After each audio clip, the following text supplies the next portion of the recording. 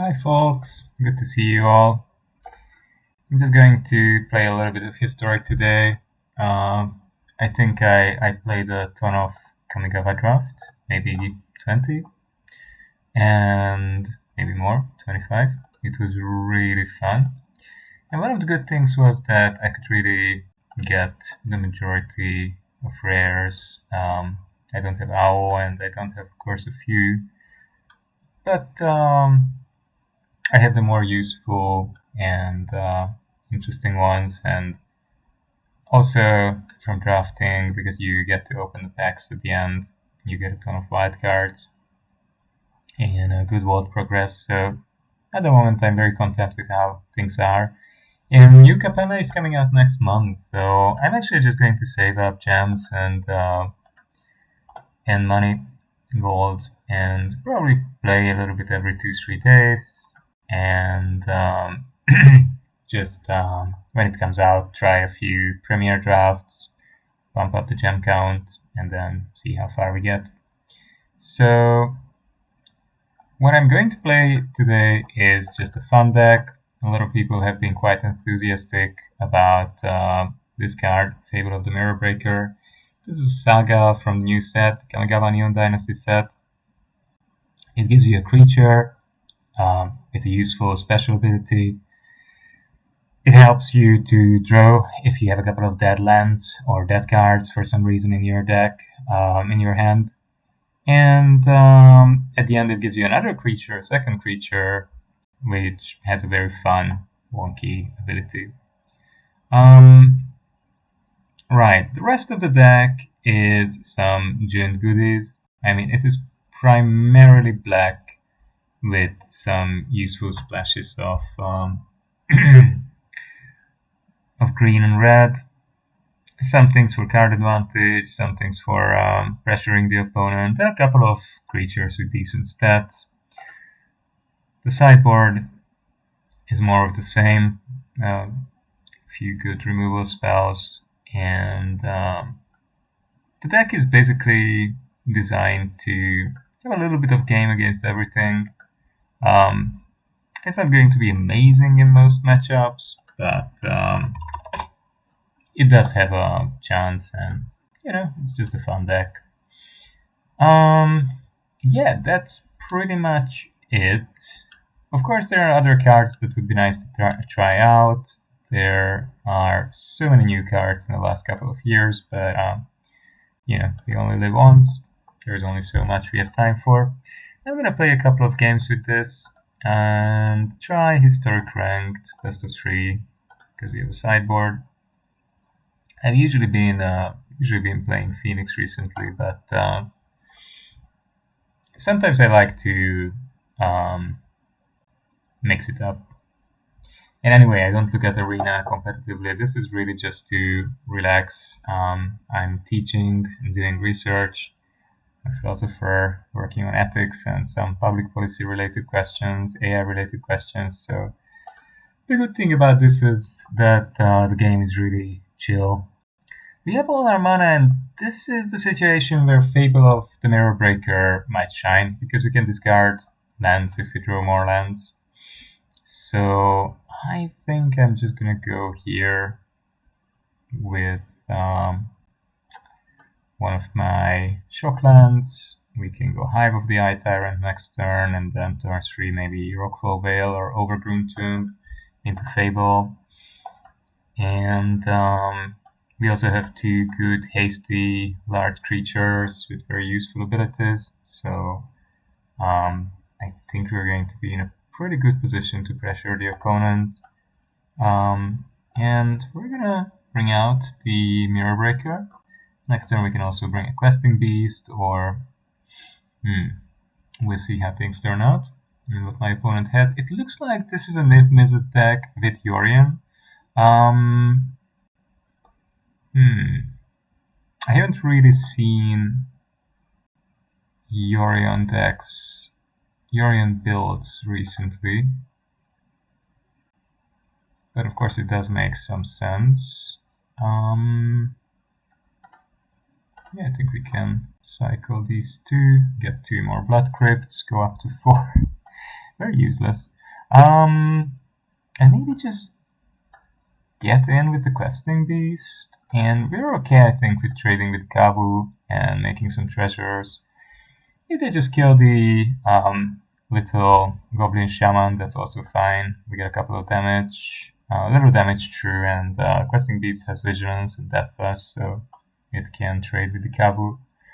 Now this is interesting. What is my opponent going to kill the questing beast? Sad, but hey, that happens. If Reflection of Kikijiki can copy a Glorybringer, that would be really nice.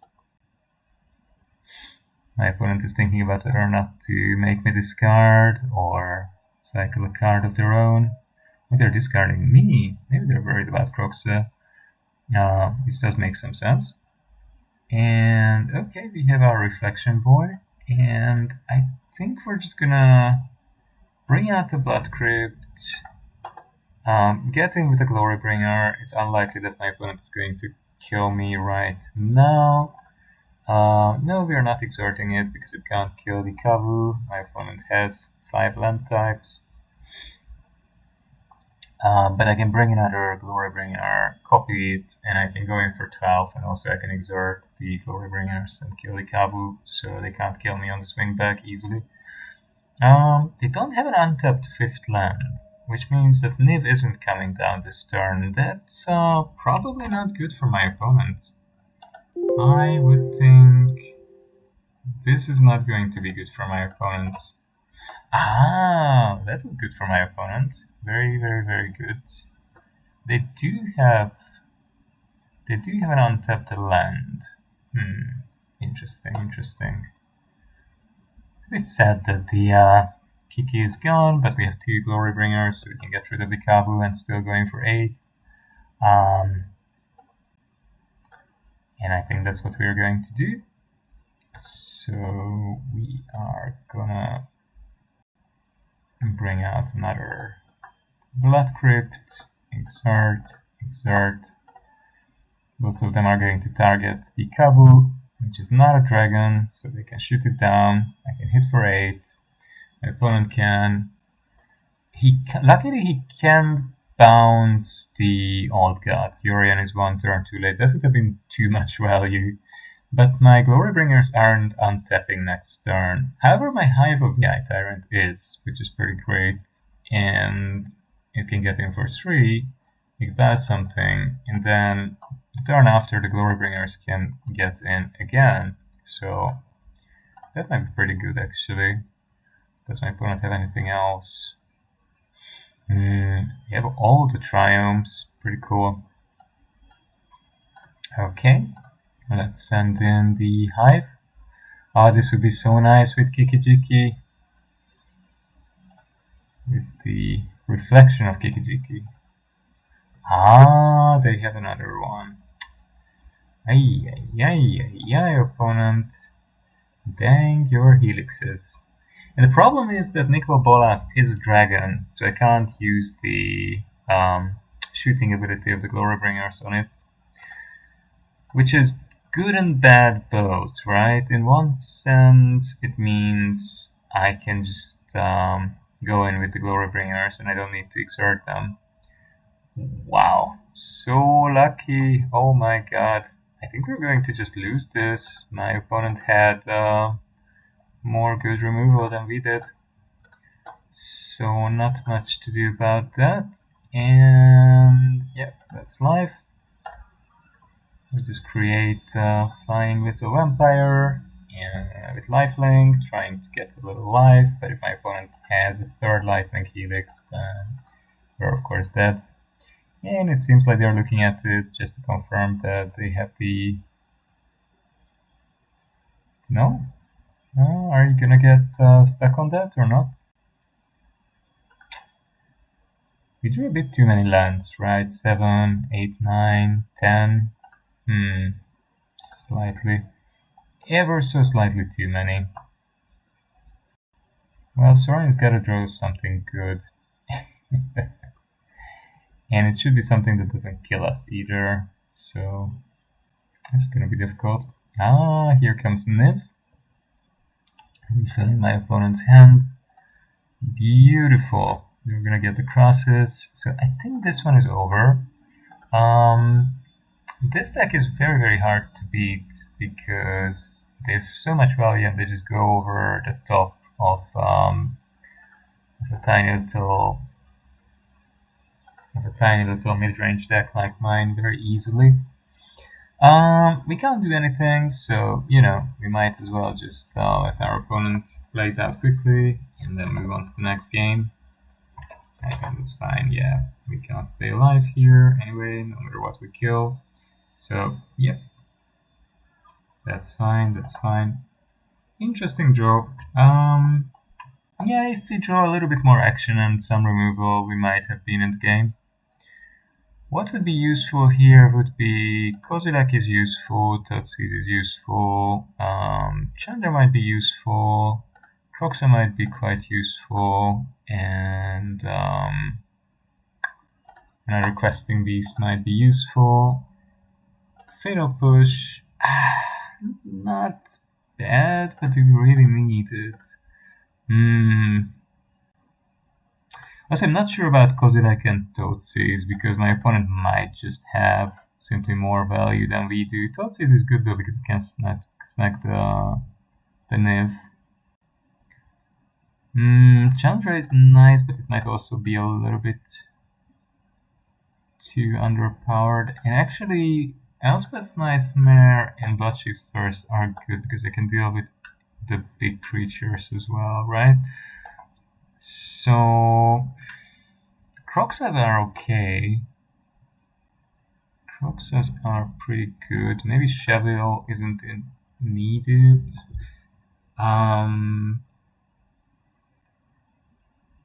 Assassin's Trophy could be really good here. Colligan's Command. Colligan's Command can be a good 2-for-1 in case they remove some of our creatures. Maybe one of the Glorybringers can come out because my opponent has big flying creatures and then I get a better chance at Kroxaing them 1 or 2 times. Which can, I think, be powerful if you manage to run them out of cards at the beginning of the game. That's a way to establish a board where we can keep pressuring them. I did leave the push in the end because it's just nice to remove the very annoying little Kavus. What do they have? They have Kavu, they have Solar Flare, and they have Drown in the Lock. Well, we have Fatal Push for Kavu, Solar Blaze, that's gonna deal maybe with 1 creature we have, so Drown in the Lock is good to remove. With a beautiful hand, the Assassin's Trophy would be fantastic. They might have a couple of, yeah, they definitely have a couple of basics for the Binding of the Old Gods. Although Binding of the Old Gods can get these firsts, right? So maybe they don't. I think I was just paying full bonds. Wow, we got, again, 6 lands.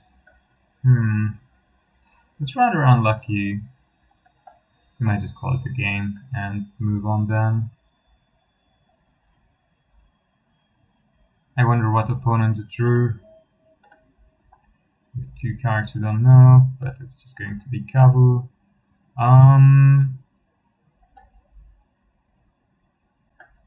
We can just remove this, right?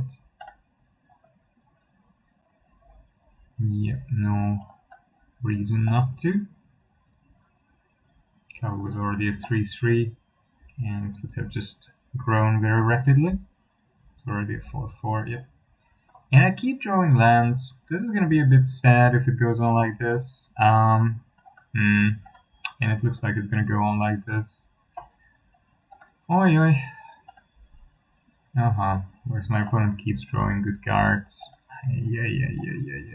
That's not nice. Well. Not much we can do about that.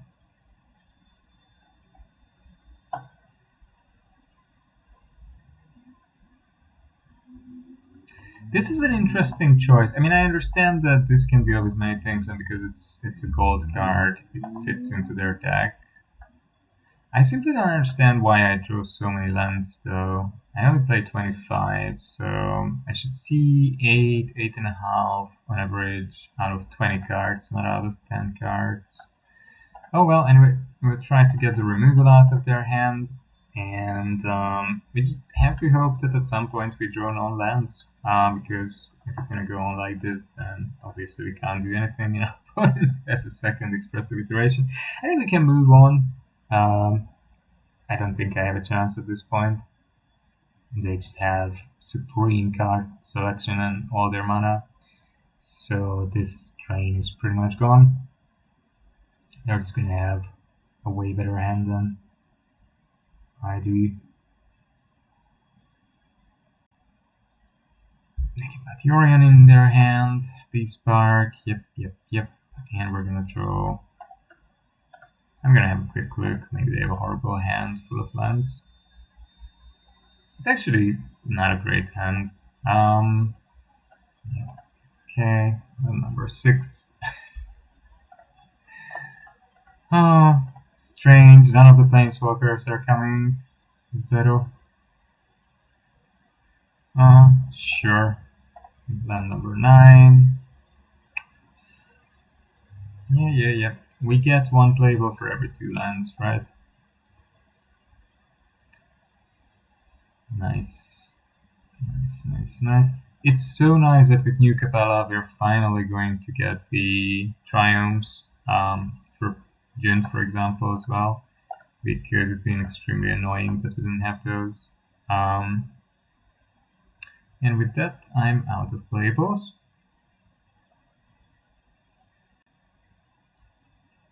Yeah, sure.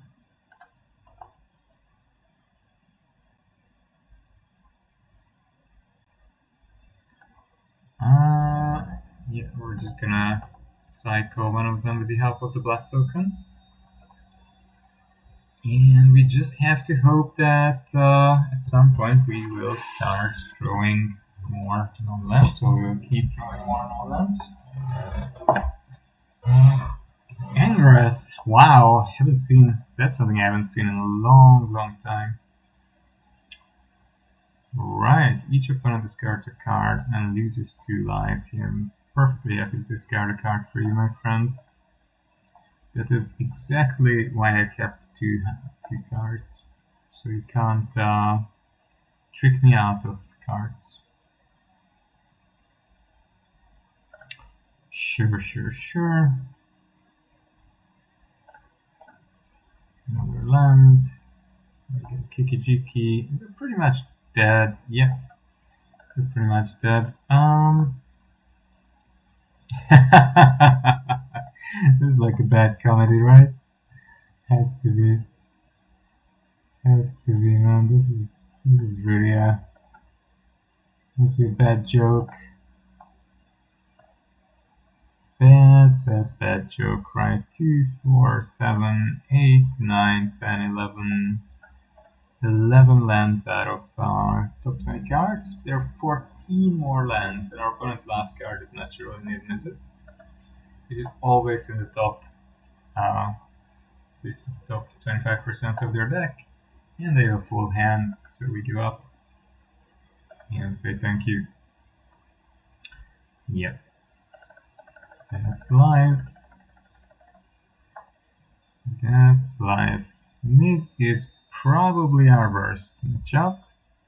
So yeah, I mean, mid-range decks, they always suffer against the kind of semi-ramp decks, which try to really like just go over their head with insane value, and against control decks, which can outdo you. Oh, that's life. Magic is still fun. Of course, it doesn't help if you draw almost 40% of your lands in the top 30% of your deck. Again, that's a lot of land. I don't want to keep this many lands. Yeah, even this is better. It's not a good hand, but I have all my colors, and I have a card draw spell, I have a mill spell that can get me another land, so I'm just gonna have to try that. I'm a little bit slow today. I had my booster shot yesterday, and I sort of feel like I have a very mild flu. But I find it very funny when grown-ups complain about the booster shots or having to wear a mask. It's pretty frankly ridiculous. It sort of shows that some people really can't evaluate risks and dangers properly and health-related questions. The opponent is reading Witherblue command, which is okay. It's not a very common card. Oh, they get rid of the card draw spell. Interesting. What to do here? I'm very tempted on the one hand to Bone Crusher them, but also to trophy away the Hive. I think I'll wait and see what is the better solution here. If it's mono black, then can't do too much with the Assassin's Trophy. They're just gonna get something. But okay, this might make some sense. If they don't have many basics, I mean, if they're Rakdos, they might have 3-4 basics though.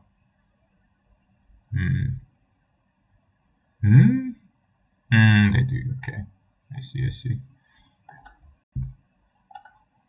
Well, that's life. We need a third land. Here we're just gonna get a Stomping Ground and play tapped.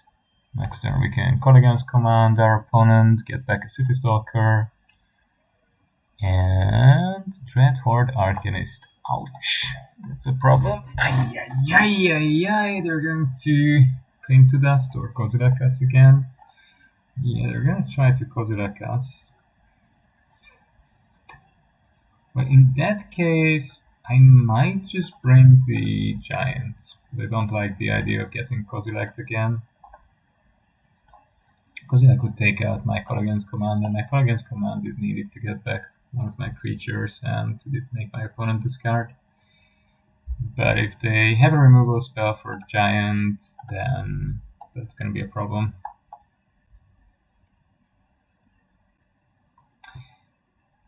How many? They need to exile 5 other cards.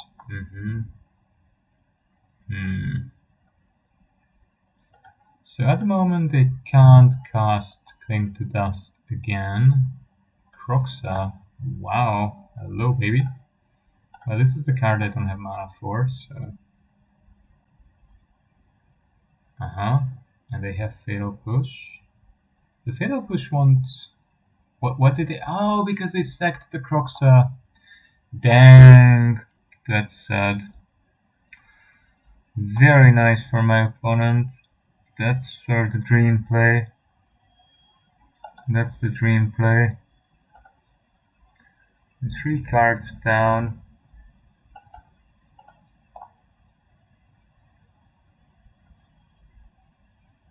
Obviously, Clothes can help me to stay alive for a while, and it's gonna take out the Kroxa and the Cling. But with the Den of the Bugbear and the Arcanist, they have a lot of removal and other options, so I'm still in trouble. Yeah, Connoisseur also, it's a good card. But that doesn't do anything at the moment. Oh, they can Cling. But I don't have any more recursion really, so it doesn't matter so much. But they do draw a card off it, right? Yeah. Oh. Sad, and really bad. Well, we get a 5th land. And now we need to draw another Glorybringer. We need our own Chandra or some other useful card. Otherwise, we're just gonna die.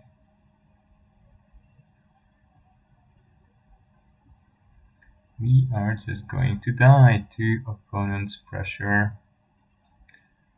Nothing useful here for my opponent really, so I can just keep removing things from their graveyard. But they don't have that many things going on though, sadly. It's also a problem. there is a problem. Well, we can weaken the Chandra a little bit and then bring the giant. They're going to sack the little blood vial, and that can enable another fatal push for them. They have one. No, they don't have it, so they're cycling Flame Blast Bolt now. That's good, because that's 2 more damage for us, and 2 more healing. I don't know what to do here. I might kill the Arcanist. But then again, I mean, Clothes can keep things out of their graveyard. If they come with everything, they don't come with a Bugbear. That's strange, though. Are they gonna shoot that into the giant? They are. Oh, and they're leaving out the Bugbear to block. Yeah, that makes pretty good sense. But I would like to keep the giant to deal with the Chandra. And maybe it's nicer to deal with the Connoisseur, because then I have something to take out and my life total doesn't melt so quickly. Right at the moment it's pretty bad. Oh, my opponent is keeping something up. They have a call against command and they're waiting for me to draw, and now they're going to cast it, so they're going to make me discard and they're going to get back to City Stalker. I see. The same plan what I had for my City Stalker. Exactly the same plan. Nice, well done opponent, well done. Well, I'm going to take out the call guns. Try to just stay alive for a while. Can't really do much. Yep, there you go.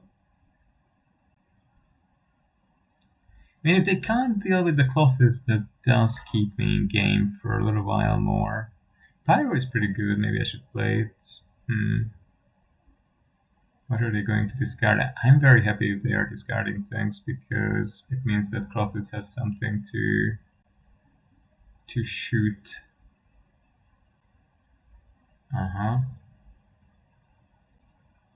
But yeah, Pyro is a very good card. They still have 3 mana. Another Pyro. Wow. They're really stocking their graveyard. That's a lot of damage next turn, right? 9, 11 with Chandra. Brutal. Brutal. Dude, brutal.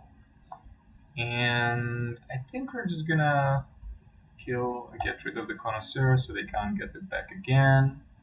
And we draw another land, naturally. That's land number 8.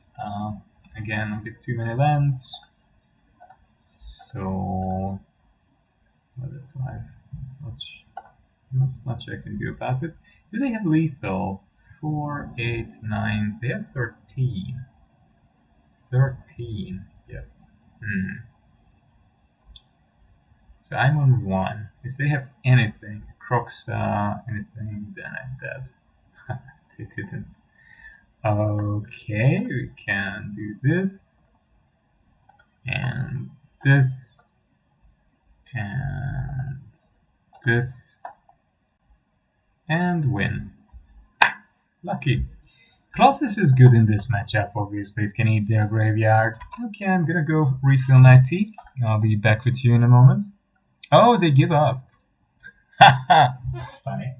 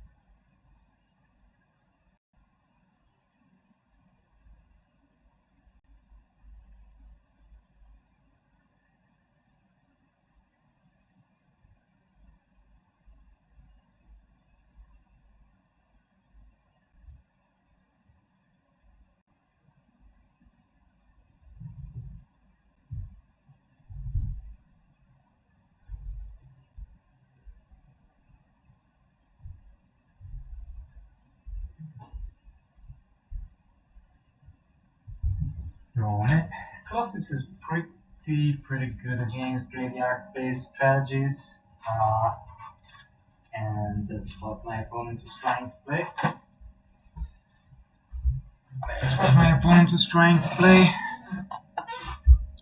Which is actually always a good pick. They had a wonderful start, but the problem is that I had this problem many times that some decks can make a comeback against Arcanist because Arcanist is just a slow clock. It's usually just too slow. And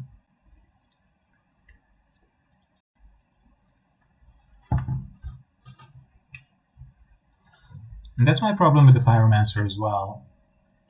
If they would have been lucky and they would have hit a Croxa at some point, it would have been good for them, but yeah, they didn't find it. I don't know how many Croxas they have, and Croxa is again tricky, right? Because with the Arcanist, it's not a brilliant synergy. Okay, we can give it a try because we have some ways to refill our hand. A little bit of removal, a little bit of later game action. It's not horrible. I should have led with the Glade, I just realized, but I'm saved.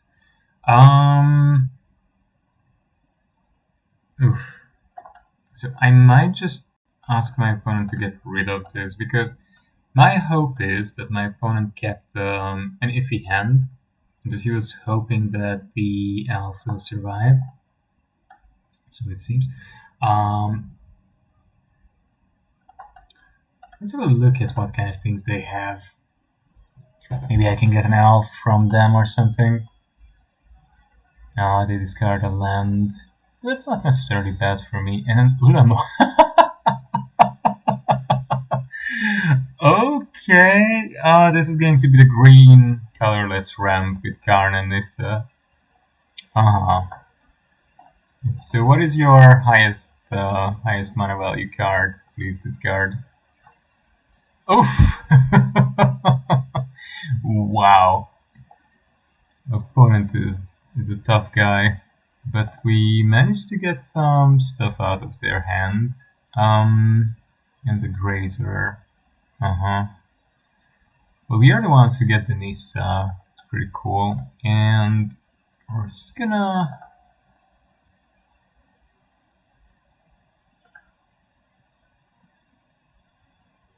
Well, not much we can do. We can't cast that. So, yeah. Going for 3. Locks with the Simulacrum. Draws a card.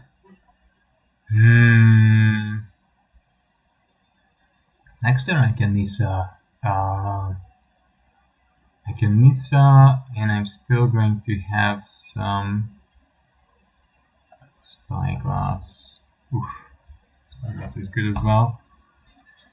But what are they going to block? I mean, I think they're going to cast it on the Nissa. No, they're casting it on Chandra. Wow.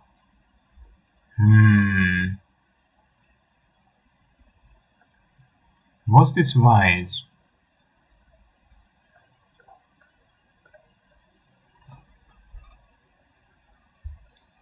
Let's start with the Bond and see what we get. Opponent is sitting on this blast zone, enjoying every minute of it. They're like, I have the priority, I'm in control. They're running with it now. They're on a power trip. This is the most power this person had in a long while in their life. Maybe it's a bit of a mean assumption on my part, but, you know, if someone can't pass, then that's sort of what I automatically assume. Valky would have maybe been decent here, and we're gonna go after the Karn. So we can't use our Chandra. It would be nice to find some other form of removal. I mean, I can cycle my Valky.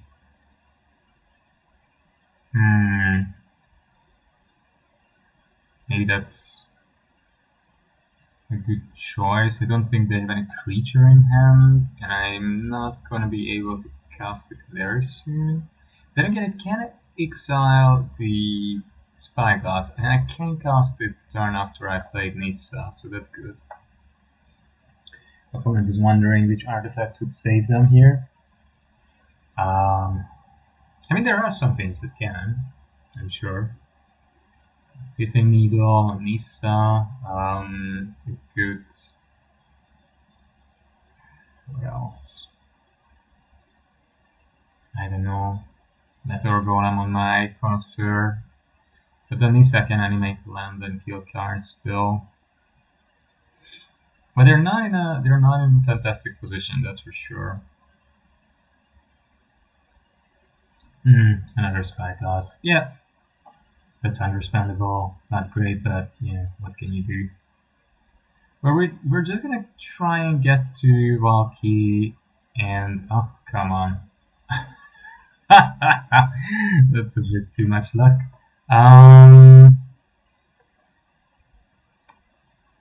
Right, so Nissa can still double mana with the passive, right?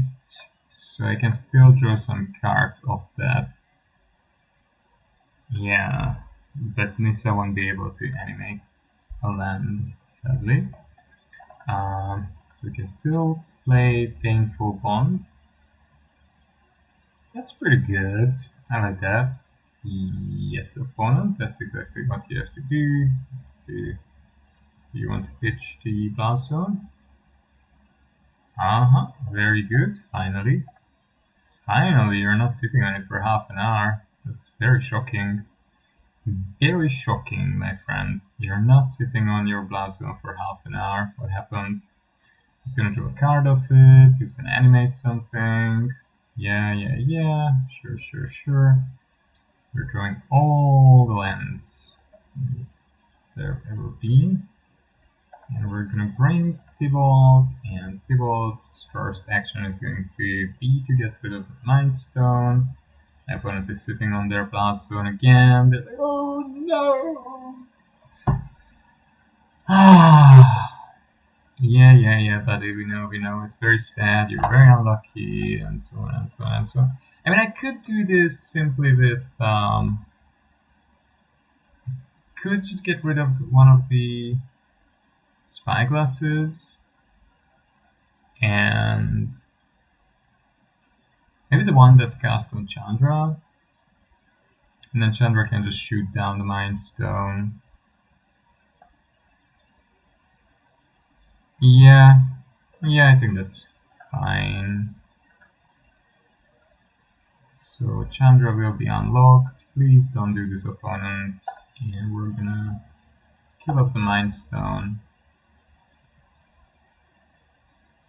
I can cast the Sorcerer's Spyglass on Karn, which is I think what I'm going to do. Opponent still is deliberating about things that don't matter and trying to waste my time. Very good, well done. I'm definitely going to get rid of your Karn and cast this on Karn. Right, Karn, the Great Creator, just in case my opponent has one. Yes, thank you very much. And cast one of these guys. Maybe I should have cast it actually untapped and cycled the Blood Crypt. And opponent top decks a Nissa, what else? But luckily his own Sorcerer's Spyglass makes it impossible for him to actually cast it. So here we're going to... What are we going to do, really? Tricky. We're probably gonna start with this, just to see... Ooh, that's nice. Yeah, definitely. We're going to cast Clothis. It's gonna be pretty helpful. We're most likely also exiling something from the top, so we can see what I can grab. Crusher of Giant is good. And so I can bring Mirror Breaker and shoot as well, right? Yes, that's neat. We can even do this and get rid of my opponent's blast zone, because at the moment they can't use it, right?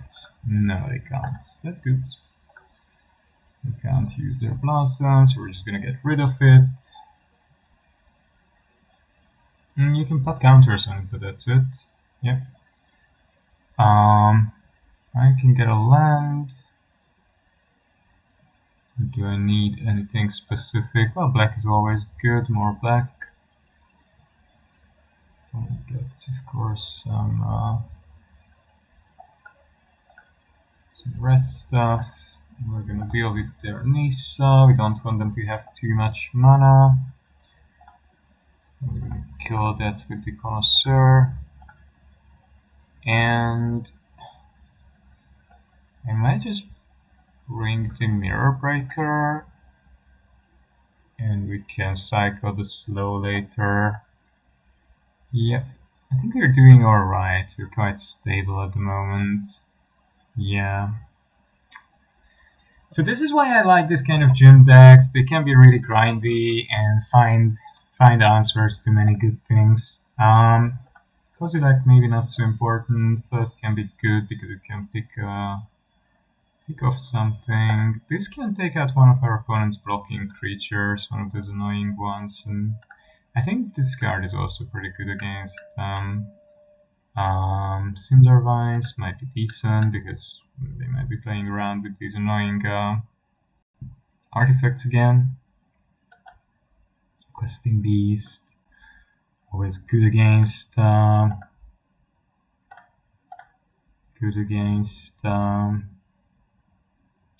Sorin. I mean, Sorin does give me card advantage, but maybe not that important. Call against command can be good here. Pull's good. Shovel is not needed. Trophy. I mean, they have tons of lands and they do want to get to a high land count. Picking off their... Yeah, I mean, picking off their... Picking up their planeswalkers is good. Sorin, should I have the Inferno instead of one of the Glorybringers?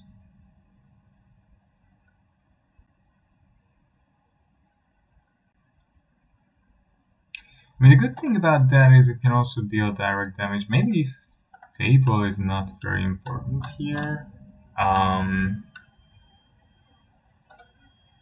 Fable is not very important, but yeah, I wouldn't mind though copying something. The problem is that a lot of my creatures are actually legendary, so it's not that synergistic in this deck, I guess. Yeah, it's not perfectly synergistic in this deck.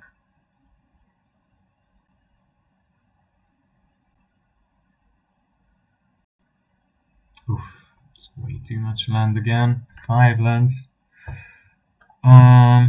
Although these two are very good. So difficult, right? But if they have the spyglasses, they get to Karn, that kind of thing, they're in trouble. Although Hive is sort of a creature to pressure them. I don't know what to think. Yeah, this is a bit difficult. Well,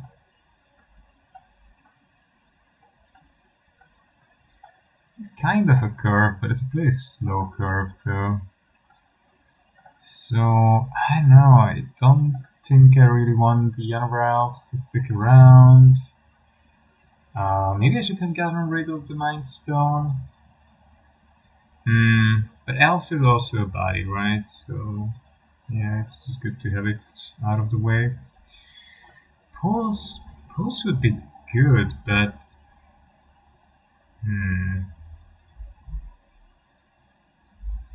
So I think here I'm just gonna go with Chandra and shoot down the Visionaries so that they fall behind in mana even more.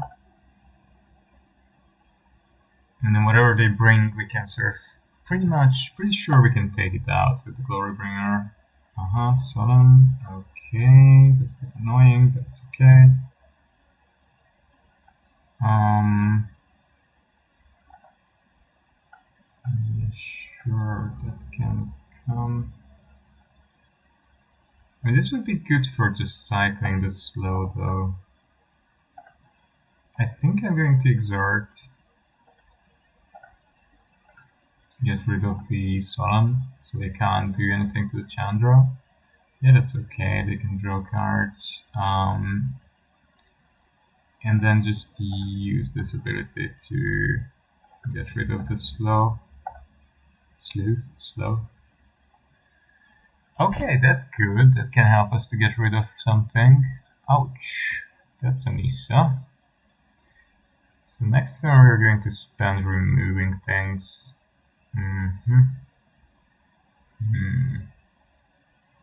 We're gonna have to spend next turn removing things.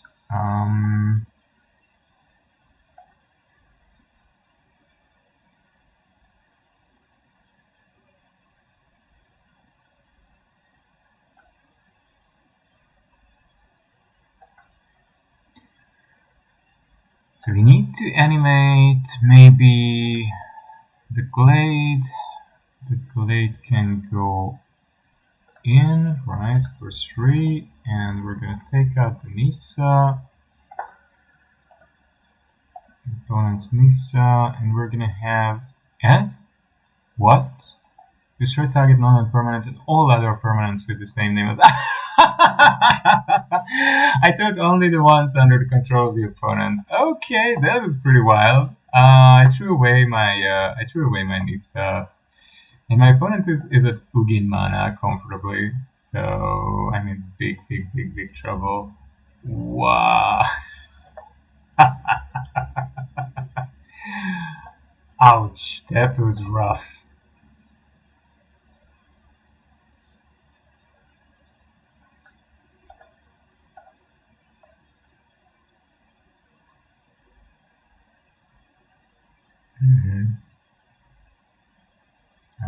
Okay.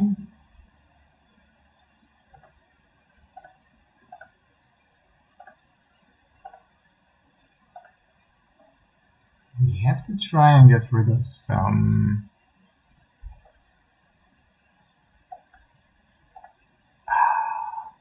Even so, I can't really... They're still at 8 mana. They can still Ugin. If Ugin is their last card, they can still win from here. Ugin! I knew it! But I can actually kill them with the Hive, right? I actually kill them. What? Ooh, that was a big mistake, my friend. That was a really big mistake. That was a really big mistake. That was a big mistake. You should have just down-ticked and gotten rid of everything. Oh, dude. Oh well. That's alright. That's alright. Anyway, well done, opponent. That deck is nice, and I think it's gonna keep getting better as we get more strong cards. Mew, I didn't have one? Oh no, it's not first, it's Mew. Misleading labeling. New! Well, I didn't have 4 copies, of course it's new. Because if you get your first copy, they say first! And it's like, wow! Amazing, it didn't have this common before? How important. And I mean, that makes still sense, right? Like, you know that, okay, now I have this card, maybe for some weird reason I do want to play it at some point. But with new, ooh, I'm filling out my collection of 4 copies of a useless common or uncommon. How amazing! Shuffler is in great shape. You can see out of 25 cards, we see 5 in our top 8 and 3 copies of 3 City Connoisseurs, 3 out of 3. So I think we're going to restart the client after this. Seems to be very unhappy today anyway. It's making a lot of noise. Opponent is very low to the ground. I'm playing Rakdos again. No. Why? Well, I don't know what they're going to play here. I'm gonna probably next turn I'm gonna play City Stalker Connoisseur, but I'm not sure yet.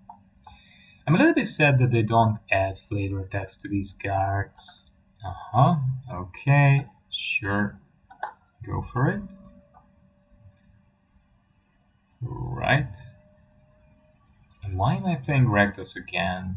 This is very weird. I haven't seen Rakdos in a long time. When I played Phoenix, I haven't really met Rakdos. Maybe that's a good thing. Goblank would wreck me. There's so much discard. Wow. Well, I'm gonna try and sure.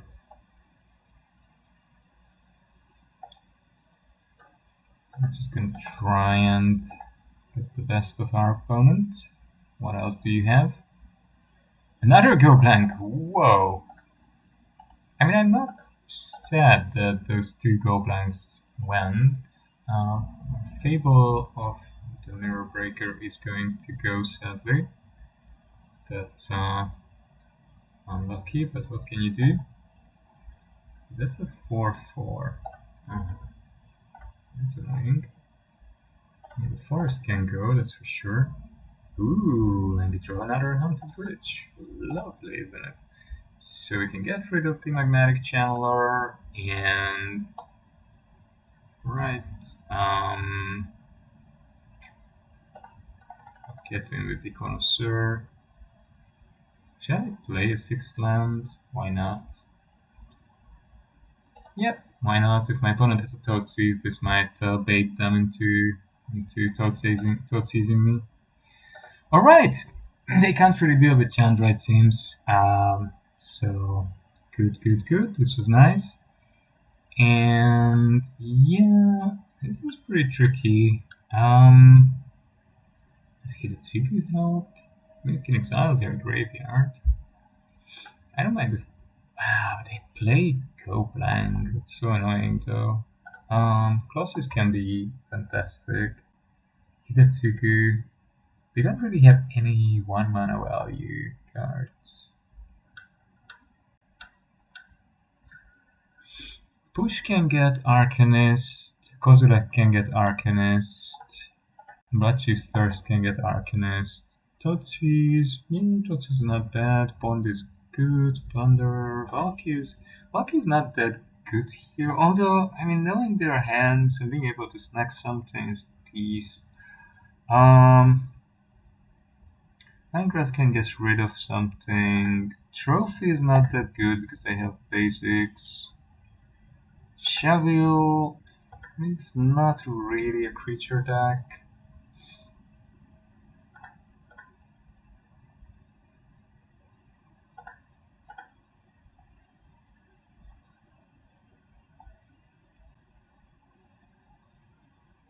I mean, it's a creature deck, but it's not like they don't play like a lot of creatures.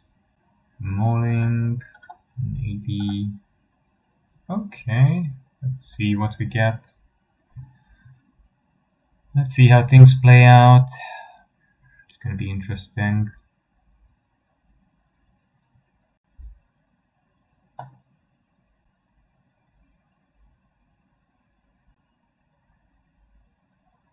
One land.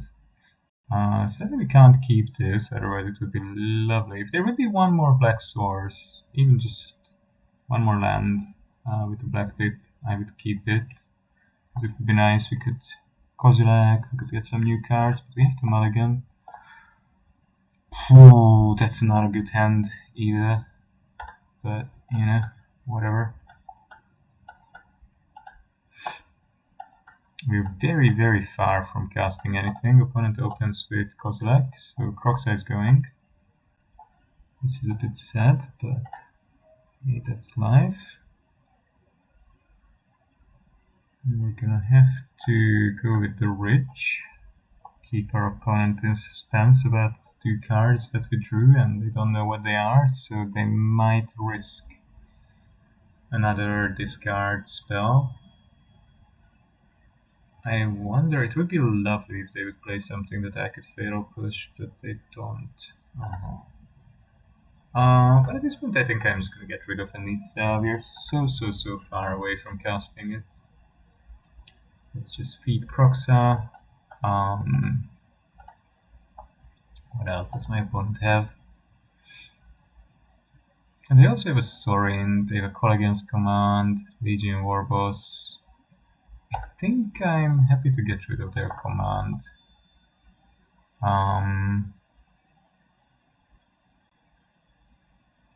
Said my push will be pretty useless. Command is good because it's also a discard spell. It's just annoying in general. Yeah, thanks, we don't want that. No, not really. And then we're just gonna get rid of the Warboss. And we can hope, I don't know, we have some chance. Sorin is pretty good.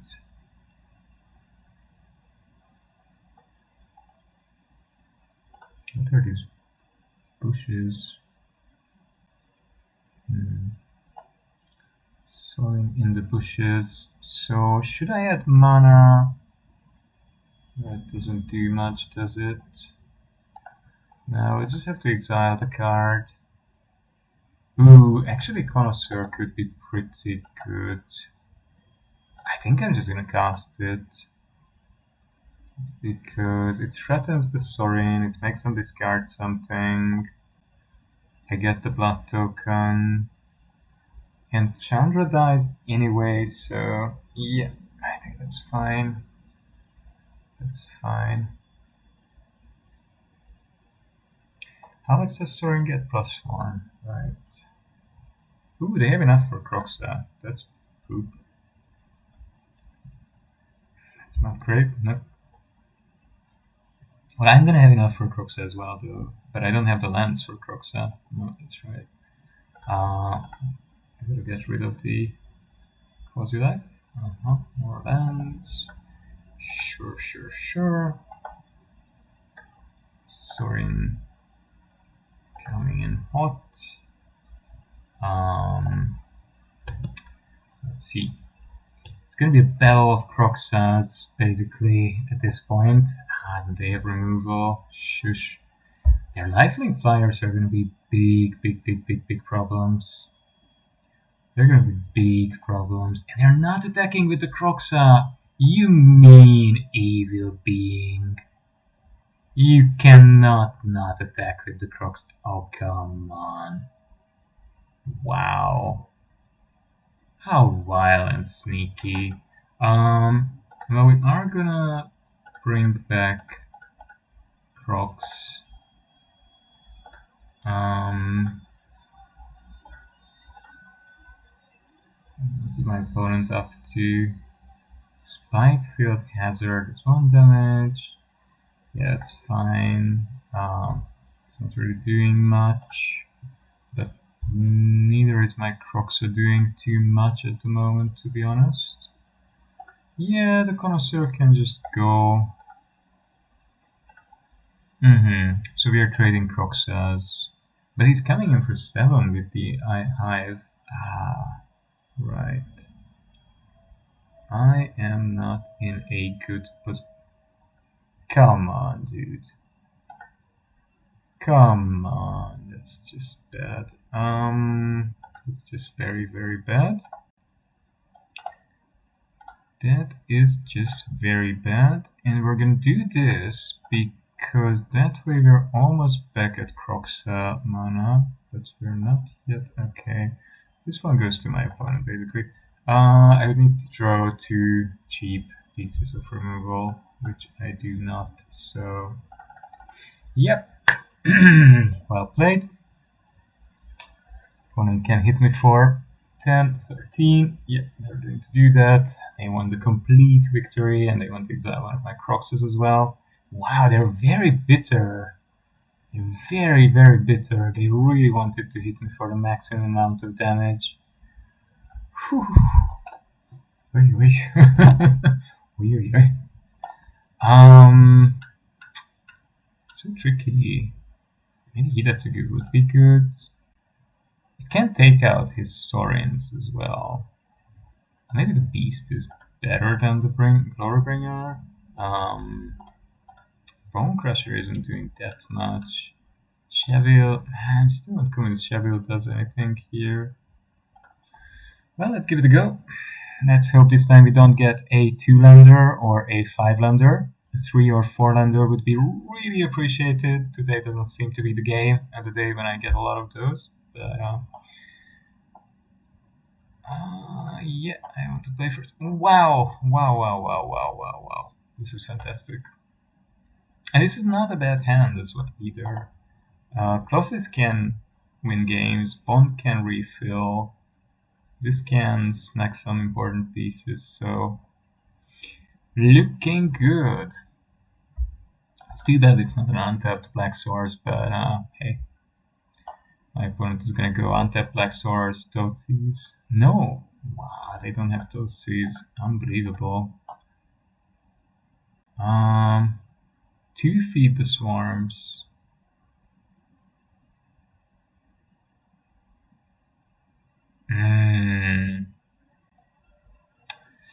I mean, Pyro is really good too, though.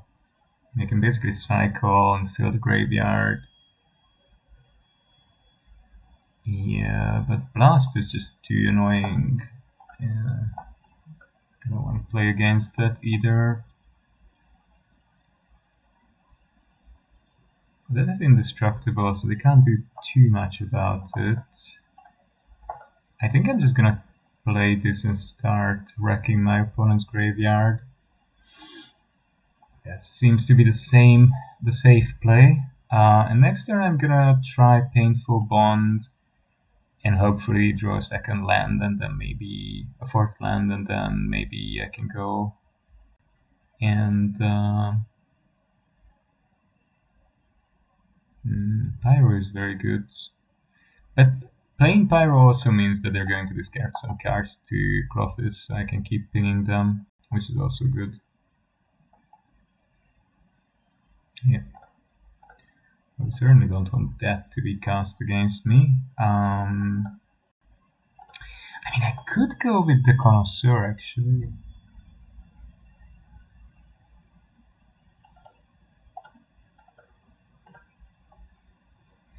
And just snag a card. Yeah, that's true. Ooh, that was very good. Call again was very, very good. Yeah, call again would have been very annoying. They're gonna get rid of the Painful Bond, most likely. I mean, that would be my guess, right? That would make pretty good sense to get rid of the Painful Bond. And not to allow me to draw 2 more cards. Yeah. So they have another call again. Maybe.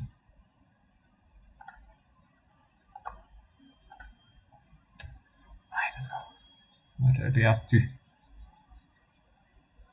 What is my opponent up to? Nothing. Very, very suspicious. Well, call against command can go.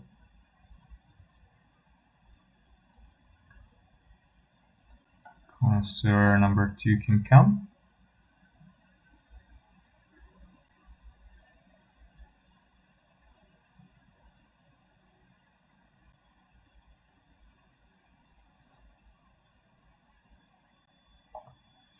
What does my opponent have? What does my opponent have that keeps them in play?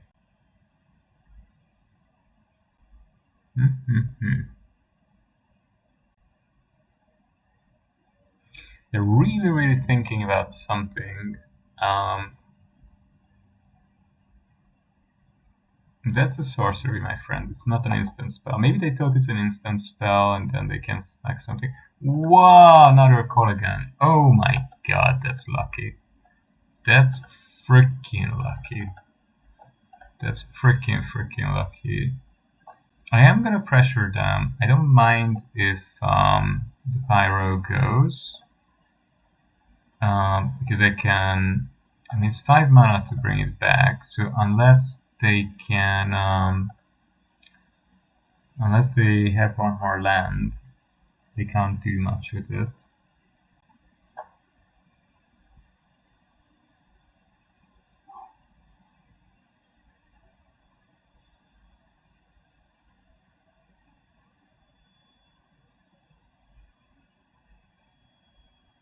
I mean, they're not in an amazing position. They're not in an amazing position. Yeah, okay, I don't mind that, that's for sure. Dreadford Arcanist. Okie dokie. I think. Ooh, that was lucky. I think that was very, very lucky. Yeah. Yeah, the Colossus would have sealed the deal here. Colossus is amazing against these Rakdos Arcanist decks. I don't know, I'm so surprised that it's the second Rakdos Arcanist deck I'm playing against today. I haven't seen any of these decks in a long, long while.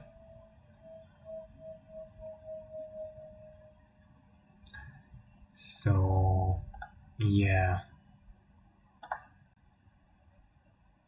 Okie dokie, and we're gonna restart the client quickly. Give it a quick break, and that's probably always a good idea, so that it can empty the memory and it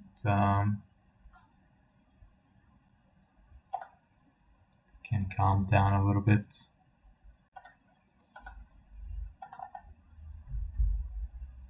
It can calm down a little bit.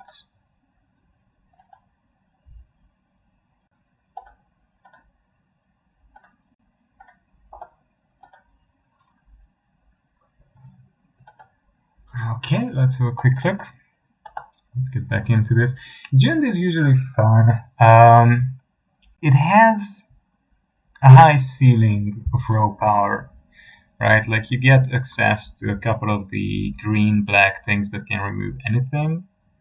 You get access to just simply very powerful things like Nissa and Questing Beast. Red has some very useful damage-based cards that can get you a bit of card advantage, like Chandra and Bone Crusher Giant, which is a 2-for-1.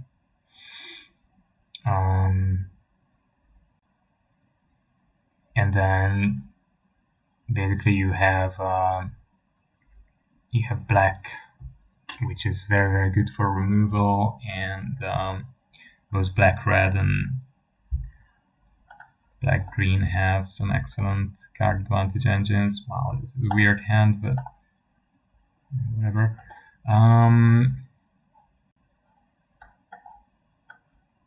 We're just going to lead with the Locktwain, because we might want untapped black mana next turn. Oh wow. Oh yeah. I think I'm going to play this and cycle the Canyon. Yeah, that's good. Ooh, we're not doing well. We're in trouble. We are in trouble, my friend. I don't see any removal here, so this is not going to work out well. I can already tell you that for sure. And so if I want Chandra next turn, I need double red.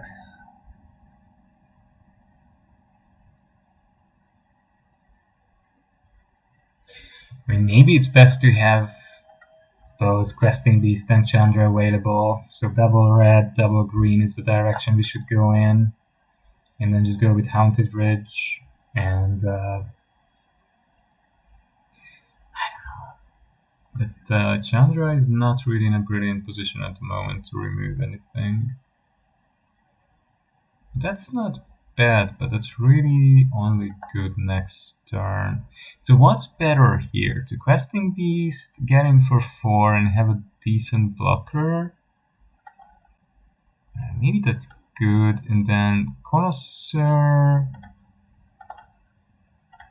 If they have removal, they should use it rather on Connoisseur though than on Questing Beast. And that gets a card out of their hand as well, which is nice. It maybe slows them down slightly.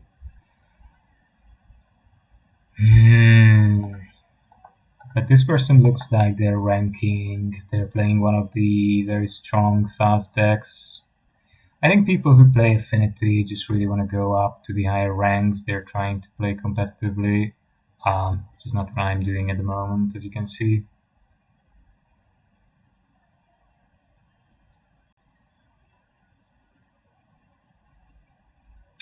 Yeah, getting rid of the Sentinel would be good. Getting rid of the Sentinel would be very, very good. Huh, that's interesting. I think I'm just gonna go with that. I'm quite happy that the Sentinel is out. And I think at this point I just want Chandra to get rid of the Smith, because that means that they won't have anything that they can use to attack straight away. I can play the Hive, and next turn I can have both a Beast and a Bone Crusher if they bring a small creature. It's very cheap to equip though. It's gonna be a Toad Monitor. Obviously a Toad Monitor, yeah. There's always a Toad Monitor in the top 15. And the first one always draws a second one. It's a very, very, very annoying thing. But it didn't have enough mana to equip it, which is good. But that's good, yeah. That's true.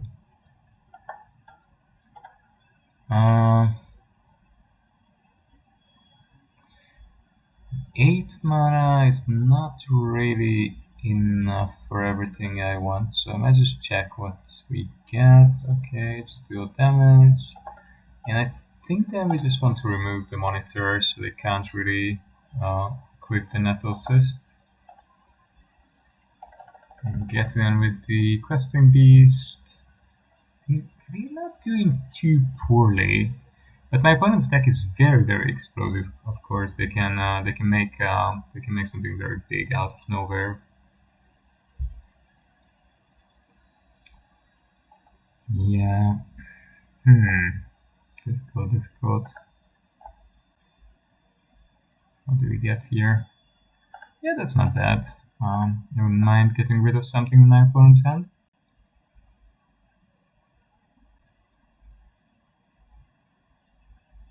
Another prototype.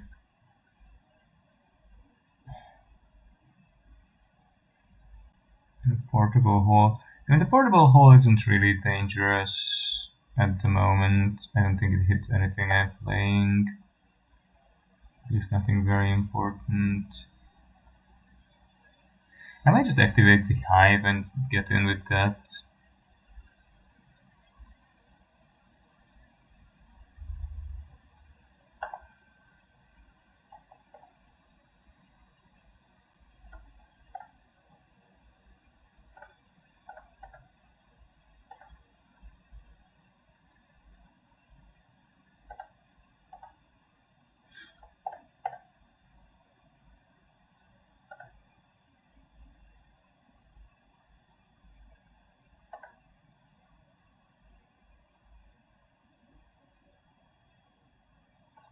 Just 4 mana, right? Oh, but I can tap! Shush! That's a big problem, though. I think I made a mistake. They might have lethal on the swing back this way. Ouch, ouch, ouch, ouch. Yeah, that might have been fatal. Aha, because of the Moon Snare prototype, right? And then they're gonna just play the Portable Hole on something, anything, and they're gonna have a 10-10 basically. So whatever I do, they're just gonna win here. Ouch, ouch, ouch, ouch. I really messed up. I really messed up. I could have had 2 creatures on the board and pressured my opponent next turn that way. So I have to be a lot more careful, right? Early creature removal is good. Artifact removal is good. Hidatsugu is excellent here. Chavil can be good. Cindervines can be good. What is not so good here? Glorybringer, slow. Connoisseur, slow. Sorin is good because it makes blockers. Chandra can be good, it removes something. Nissa might be a little bit slow. Bone Crusher. Fable. Fable Boy might be a bit slow. It's a very aggressive deck I'm playing against. Colossus can gain me a little bit of life. Toadseed is good enough because it can take out the Toad Monitor or the Nato Assist. Valky might be slow. Croxa might be slow. Trophy. It's not great because they have basics. So maybe that's it. I'm not even sure about the Colossus or 3 giants. Maybe 2 giants are enough. I mean, I have a good amount of removal now. Hidatsugu could really shine in this game. Hidatsugu could really shine in this game. Just a moment, I'm gonna go get a bit of water.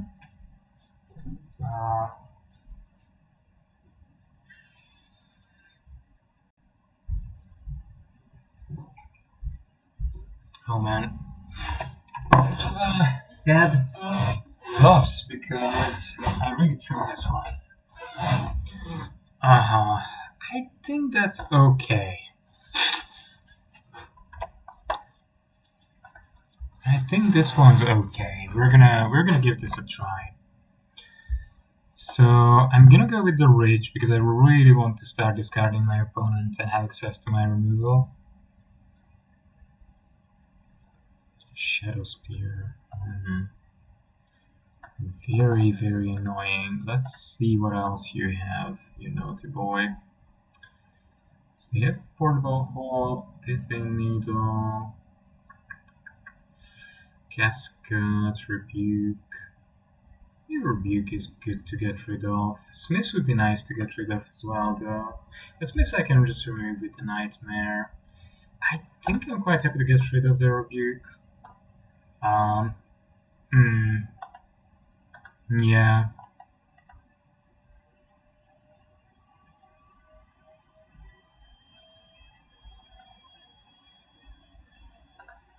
Needle, Chandra, that's fine, I don't mind. They still don't have a creature, so I'm just going to...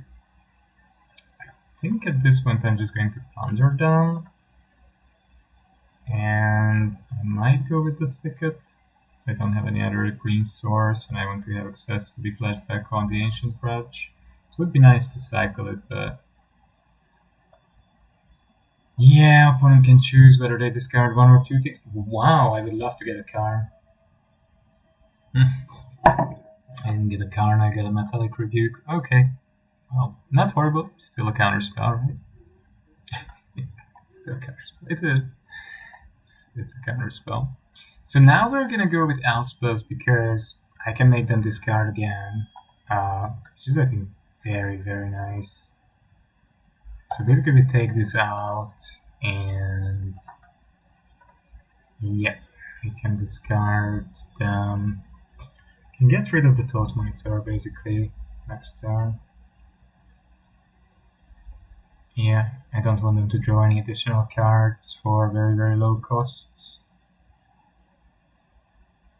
They can't cast it yet, not just yet, no.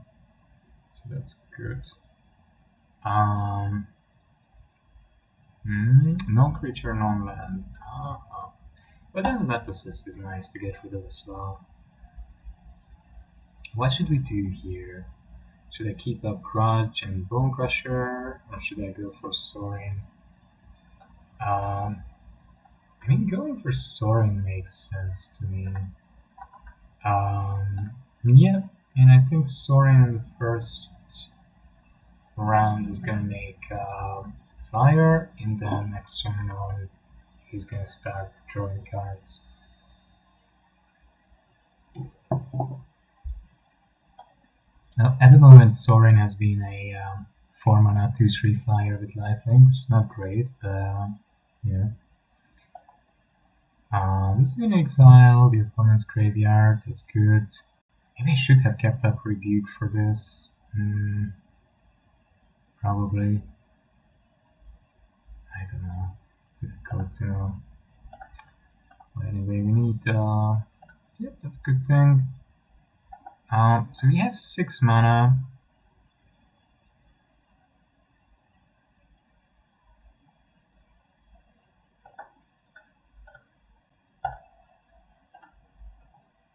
It seems good. And should I just keep these things up?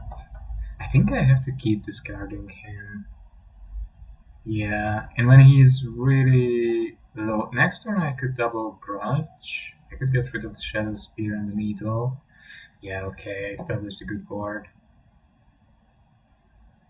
That was nice. That was nice. Wow, Ancient Grudge looks very, very good in this matchup. Maybe...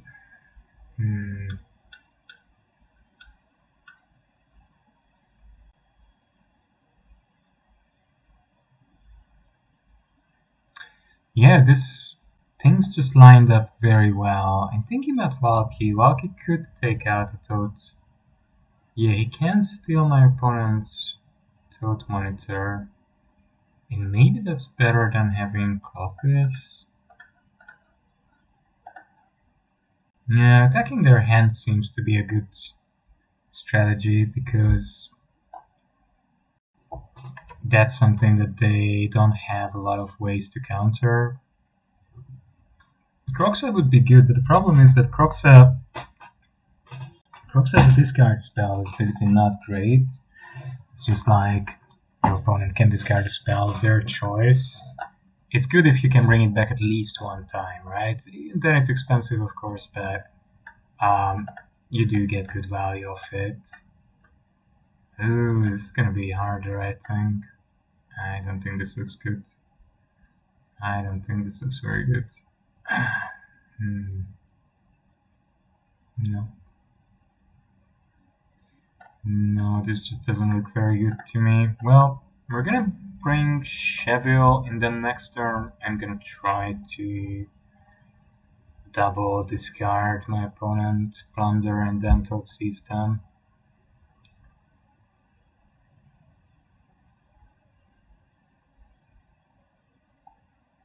And I'm in the 2 Connoisseurs, turn 4, turn 5. I'm gonna get rid of a lot of their cards, so that's good. Sentinel would be nice to get rid of as well. Yeah. So this is tricky because I like Plunder. I don't really want to let my opponent draw a card, right? That sort of beats the purpose of discarding, making them discard something. Oh, we got a Smith. Actually, that's good. I like getting an Ingenious Smith. And it's not likely I find an artifact I want to use, but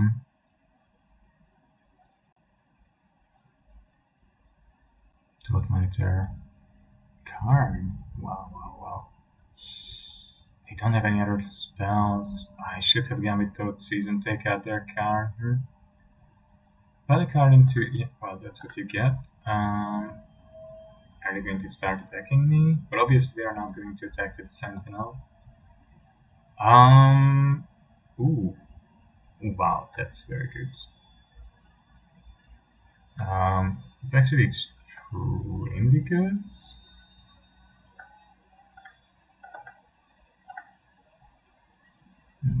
No, you're not drawing a card of it. And that destroyed so many of their cards. Wow, that was fantastic. So that got rid of, yeah, tokens, many things, many things. Very, very good. Now if I would draw something I could get going with the Nissa, that would be powerful. I mean, they can buy back the Toad Monitor, sadly, but then we can Toad Seize it away, which is good. I have to give them something. I'm gonna...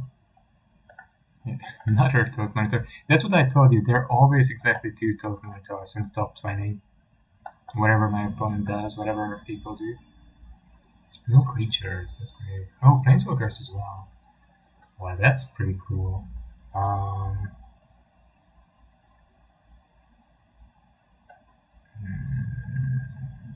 Yeah, let's have a look.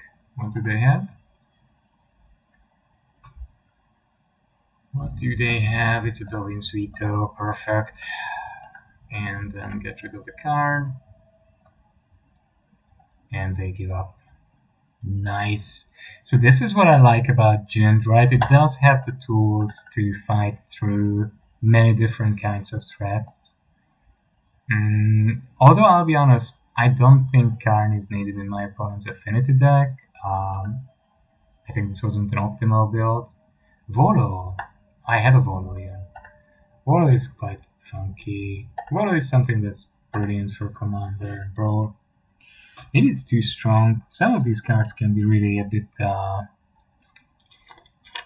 yeah, almost perverted. Right, like Tulane, Volo. These kind of cards which guaranteed to give you more cards. Yeah, Thetis is like that in the enchantment decks. I don't know. I don't think these cards are really fun because they're just guaranteed to give you way too much. They're basically guaranteed to give you way too much value very, very quickly.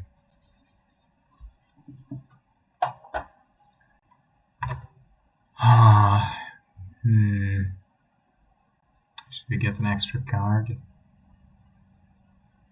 Nah, let's play first. That's actually a decent hand. Wow, I didn't know I can get good hands. I'm very surprised. You can go red. What's the right way to go about this? I would like to cast a Cheville, but everything, yeah, that won't work out. Let's just go for sure then that I get as many of my colors as I can. Not this yet. Yeah. Or we're just gonna Toad Seize and bring the Loch Twain. Oh no, another Fabled Passage deck. I wonder what it is. I've seen a lot of Fabled Passages today, which I'm a little bit surprised about because it's been sort of, I think, out of... I don't know, I haven't seen it a lot recently. Obviously there are decks in which it is very good. So, Kozilek will take something, Cheville or Fable. But I mean, Colligan is the 2-for-1. Chandra would be nice as well. But Chandra is still far away, and we can get rid of it with the City Stalker if we get to 4 mana faster than our opponent. Yeah, they're gonna get a black mana, and they're going to Inquisition us.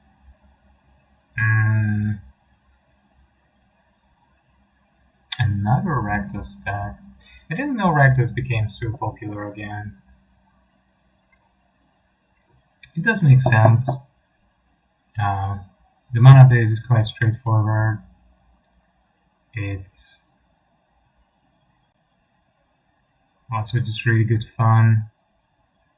Lots of synergies. There are many strong cards, and you can fine tune it a bit. I'm a little bit surprised that my opponent included Unholy Heat. Unholy Heat seems to me better if... Unholy Heat seems to me good if you're putting more things into the grave. That's a good card for Phoenix or Madness decks that are going to discard a lot of stuff. But I don't see how it's really going to do so much work here. So, you might discard up to 2 cards if you do draw that many cards. I think I'm okay with discarding these 2. Maybe get a Croxa or something. And I'm just definitely going to try and attack with this guy. My opponent won't let that happen. That's very sad. Well, then we're gonna go for sure and end our turn. And they have the Chandra, but we have the pose for it, so that's good. A little bit annoying, but what can you do? What can you do? It would have been nice to draw an untapped land, but sadly the fastlands are not here yet, and the triomes are not here yet, right? So yeah, it's still not optimal how things are going for Jund. We need to remove Chandra, so we're just gonna do that, and then we'll see how we get on from there. I just hope they don't cast Go Blank. Go Blank would be pretty brutal. Yeah, well, that's life. And then they Kozilek my Painful Bond. No? No, they haven't. Okay. Shoosh. That's pretty horrible. Okay. Not very good. Of course they had Go Blank. Dude. Maybe Sorry would have been nicer. I don't know. Maybe Sorry would have been nicer because it's like it has the potential to get more cards. But I do have the Hive to attack it down. They're thinking about whether or not they should use the Hive and start racing me. They could do that. Whether they should keep up the Hive and try to get rid of my Reflection of Kikijuki.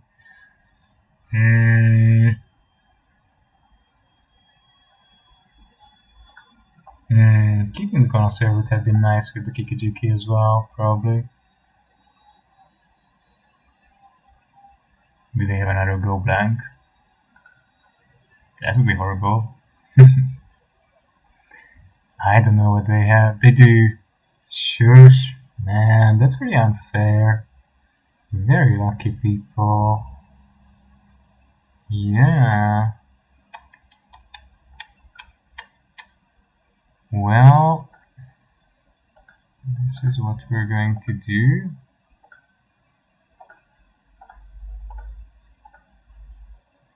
Okay. We get back our own Hive. And we just keep getting in. And I don't know, I mean I can Locktwine or Hive. Locktwine is still pretty good, I think.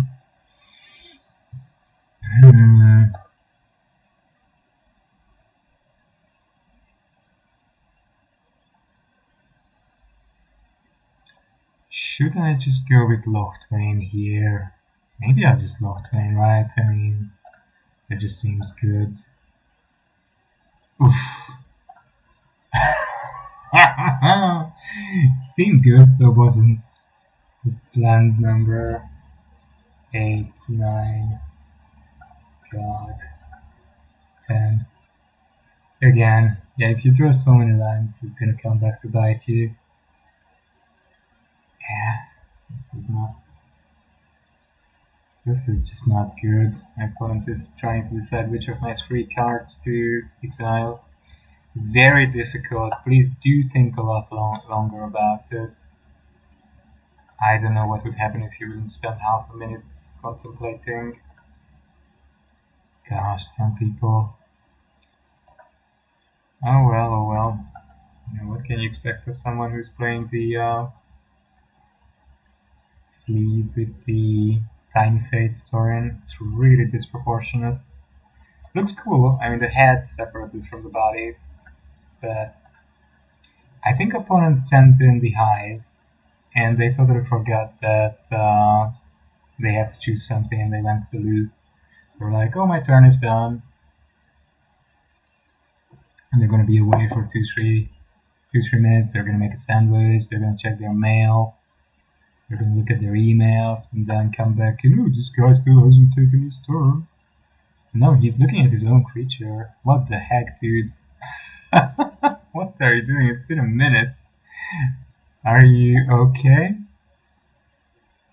Hello? You need to pick a card to exile. Wow, he's just trying to get me to give up. Maybe. Seems so. Wow. This is an asshole, okay. Yeah. Because you can see that he's looking at his cards and he's obviously there and it's just, how are the next turns going to play out? Oh well. You know. This game is just like any other activity in life. It attracts all kinds of people in life. He's going to use up all his timeouts. It's like, maybe I can get this person to concede. Ah, very interesting. Very interesting. What an original idea. What an original idea. Great player. Splendid, great player. It's a pleasure to play against the likes of this gentleman. It's a pleasure to play against the likes of them. These people are the bread and butter of the world, really. Yeah. Oh, well done. Well done. Brilliant. Very good. Very good. Very well done. Okay, is he going to manage to play through his turn this time at a little bit faster pace? Maybe. He's looking at my lands and he's not playing again. I think this person doesn't really know what's going on in the game and they're like, ooh, my chances are somehow not that good. Just gonna try to get my opponent to tap out. Yeah, you know, you have the Den of the Bugbear, you have the Hive of the Eye Tyrant, you can bring back the Seasoned Pyro. It's up to you, mate. I really don't mind whatever you do. No blocks at the moment. And oh, that's nice. That's actually pretty nice. So I could go in for 8-11. That would be pretty neat. I think I'm gonna bring Clothis. Leave up mana for the Hive. And just attack with the Bone Crusher. Or even just with Kikijiki. Yeah, I'm quite happy with that because Clothis can do a lot of work here, right? It's just gonna start destroying their graveyard. Yeah, sure, go for it, mate. I don't mind. I'm not planning to do anything with my graveyard. Obviously, if they're desperate, they can play. They just didn't want to in the previous 2 turns.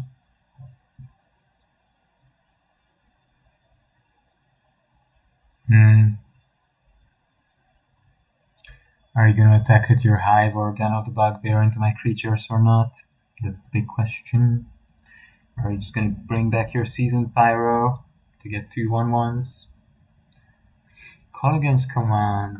Ooh, tough. And then Pyro again. That's pretty decent, yeah. Pretty decent. That was good because he did it before I could have eaten it with the Clothis, which makes good sense. Yeah, we can draw a card this way. That's pretty good as well. Not something amazing.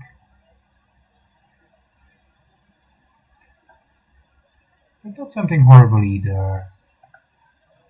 Yeah, let's just start getting rid of their spells. And should I try and go in with the Hive Tyrant and keep the pressure up? I think I should rather try and keep that up for myself though. Yeah, I think I need to hit a few more times with the Clothis to turn this around. I'm not in a horrible position, but my opponent is slightly in the lead. They have just more creatures, more manlands. There's the Artemis. Yep. That's exactly why we get rid of Toadseed. So I have to get rid of Unholy Heat and or Kozilek. Oh, that's interesting. Okay, another Seasoned Pyro. Nice. Pyro is a brutal card. It is, isn't it? Well, we're just gonna get rid of your Arcanist in that case. And maybe I should have just gotten rid still of the Hive. Perhaps. I think it's nice to have the Arcanist out of there. Yeah. Go ahead, mate. Okay, they have a Fatal Push. Yep, go for it. It's fine, I don't mind. Are you going to attack? Yeah, we have the Hive. Okay, we can activate the Hive. They don't have anything, so we can get rid of their Pyro. And we can eat the Pyro. And should I attack with my Hive? I shouldn't, right? Because they can come in for quite a bit. Yeah, this is very, very unnecessary. I need to keep up Hive and Castle Lockhline as well. I need to keep up both. I'm not sure Colossus is gonna be able to do enough. They can also activate the Den. Yep, that might just be too much. Might just be a bit too much. Oh really? Only those two? Huh. Interesting. That's pretty interesting. Yeah, I should have used the Assassin's Trophy. Probably on one of those. So we are going to activate this.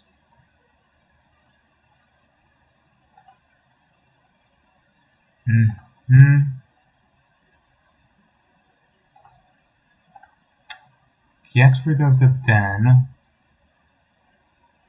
So I'm gonna take 4, 6 damage.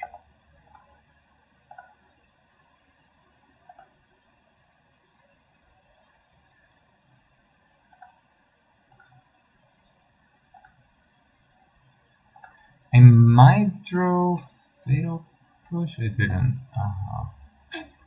That's a problem. Yeah, I should have gotten rid with the Assassin's Trophy of one of the manlands. That was a big mistake actually on my part.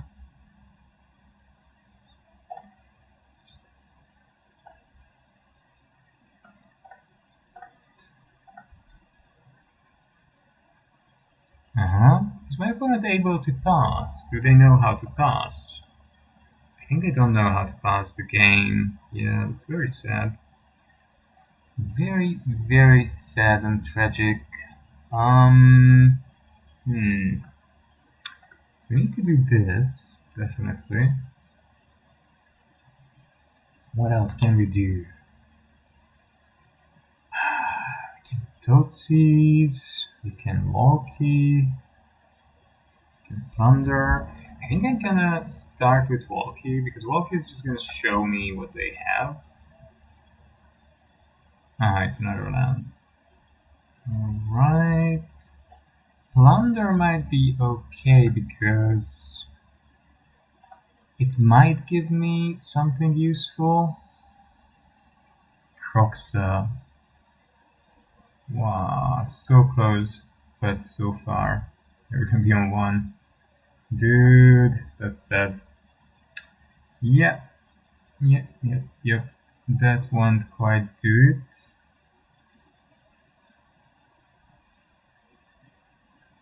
Yeah, I mean, I'm dead here. I'm sadly dead. Yeah. This is the end. Huh. Rather unfortunate. Rather unfortunate.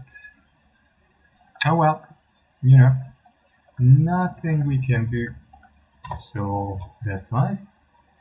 And here we go. Let's hope the next one plays out a bit better. So what would be good against this guy would be, for example, the Nightmare, Inquisition.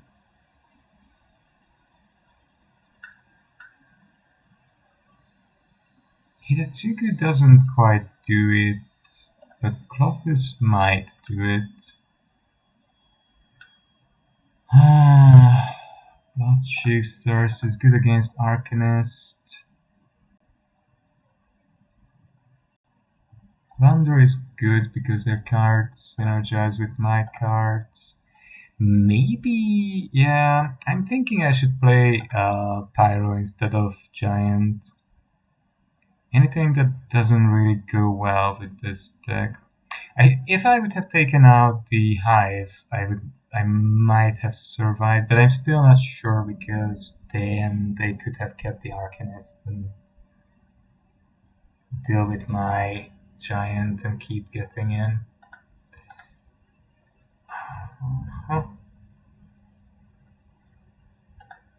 Maybe Mauling isn't that important, but it would be nice to have more Croxas because they might discard me. If they do discard me, then Croxa can be nice. Croxa can be a good top deck. This was sad. I definitely misplayed when I didn't kill the Hive with the Assassin's Trophy. That was a sad one. Sad and bad. Okay, Croxa is gonna go. Bone Crusher is gonna go. Croxa is gonna go. Croxa is gonna go. They don't want me to kill anything. This might just have been a really bad keep. Usually I don't like to keep anything that doesn't have at least 3 lands, so I think... But it does seem, in the other games it felt like there were too many lands, right? So... yeah, strange. Oh well, that's life. We're gonna discard Nissa because she's very, very far away from being cast in this game. And it's all 4 mana spells. Wow. This is really rather bad.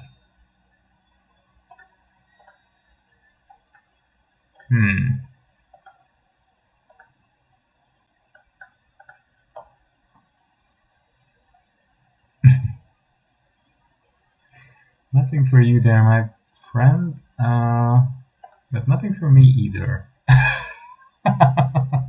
This is pretty ugly.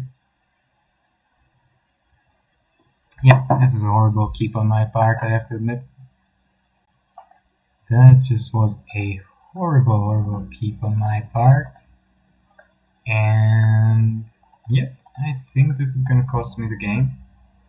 Not every tale ends in glory, that's for sure. Alright, in the previous game I drew a lot of land, I'm drawing a lot of action, so, you know, as things go, it's the way things go in life, ne? Seems so. I'm gonna get back Croxa, they're gonna discard me. Yep. We'll just discard one of our connoisseurs. Sure, sure, sure. Am I ever gonna draw a 3rd land? Not likely. We're gonna discard another connoisseur. Yep. We're gonna make the opponent discard land. Sure. And this is how I'm going to die. My opponent is going to go blank at some point, empty my graveyard, and the game's going to be over.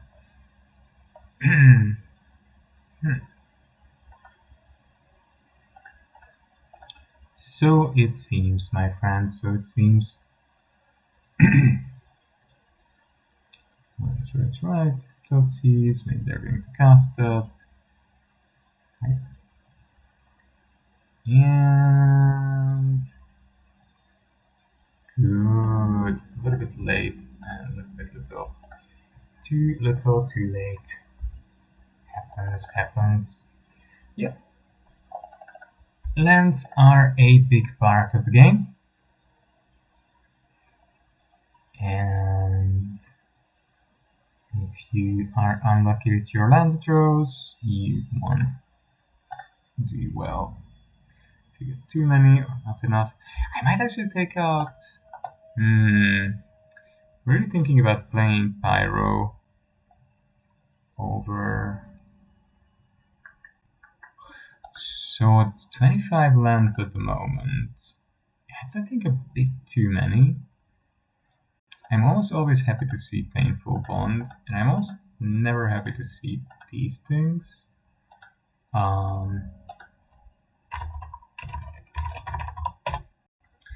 I might just get this guy, give him a chance, and maybe Mauling and one of the Glorybringers, one of the Nissas could go.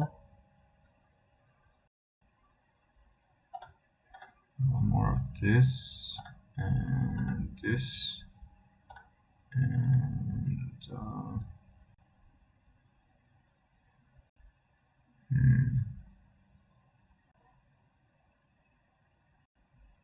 and somehow I do feel that it's a bit much.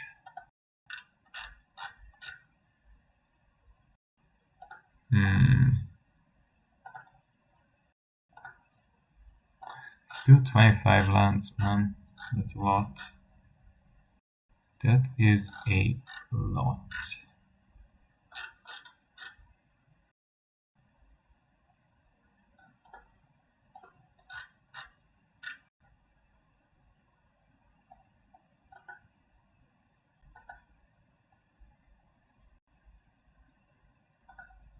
I'll just take one out.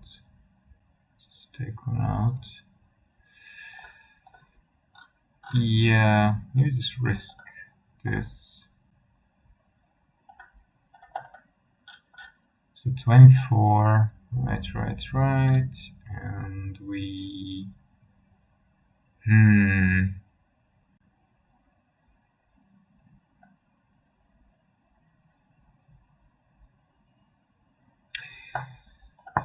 What is that?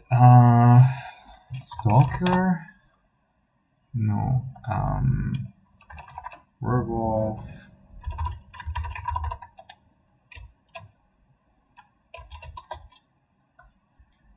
Trespasser. Might try one of this. I sort of like the word on it. Is Rahilda good?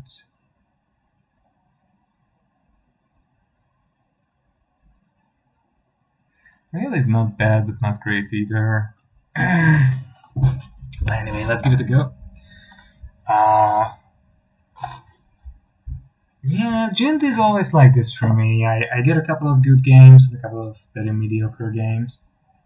It does seem like Arena is at the moment matching me up mostly with people who have the same colors. Because I played against a Grixis deck, I played against 2 Arcanists, 1 Azorius, and 3 Arcanists maybe? Something around that, so it's a bit strange, but you know, Arena being Arena. But this one seems to be a Celestian, so yeah, humans. So... Oof. Humans are tough though. I think I wanna keep something up. And remove the lieutenant. Wow. And make my opponent discard. Yeah, so that's a nice 2 for 1. Adelaine is pretty good, but hopefully we can do something about it. Actually we can, right? Chandra can deal with it. That's pretty good. So it's turn 4 and they haven't established the board yet. That's good. But they do have black, so they're actually up on. They're playing pathways, so they're very aggressive. They really want everything. They have to come in untapped. Okay, deal damage. I think I'm just gonna put this down and yeah, play this. Keep the Glorybringer. I guess, yeah. I guess it's okay, yeah. Wow, I got 2 lands. That's a horrible trade. So 5, 6, 7, 8 lands again. Oh god. 8 lands, 4 playables. Disastrous and very bad. Very poor draw again. Very poor draw again. This is just not good. These draws are still so many lands in 24. It's unbelievable. Well, the freebooter can just kill the... Yep. Freebooter can just kill the Chandra, so I'm pretty badly behind. Wow. Well done. And I drew another land. Okay. This is a bit perverted, to be honest.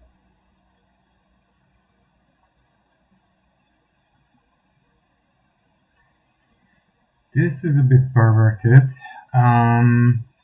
We're just gonna play that and go in with the bringer, exert it, gets rid of Kudrow. It's a bit annoying to have him around. He's pumping everyone, he's getting stuff out of my graveyard. Luckily my opponent also drew 5 lands, but I mean that's much more healthy, right? Yep. It's much closer to an optimal draw.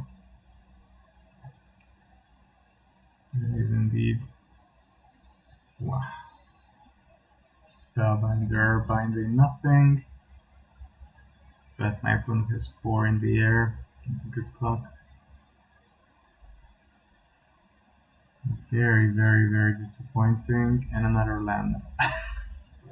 Oh, come on, dude, please. Chill out with the lands. Chill out with the lands. No, pay for it, obviously. And we'll just bring the blade. No attacks.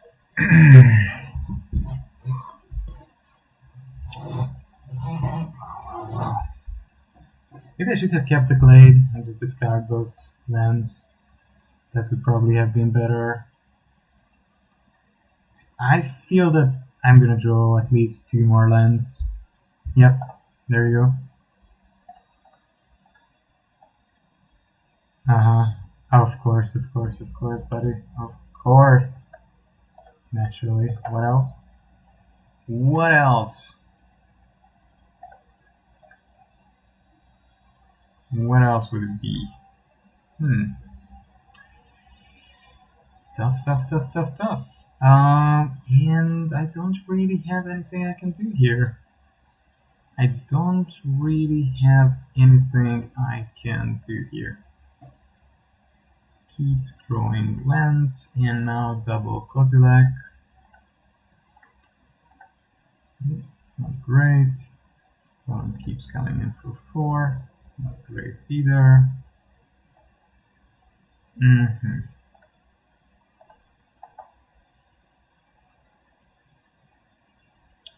That's too little, too late. Way too little, way too late. Yep. Nope. I just have to write, because otherwise I just die in the air.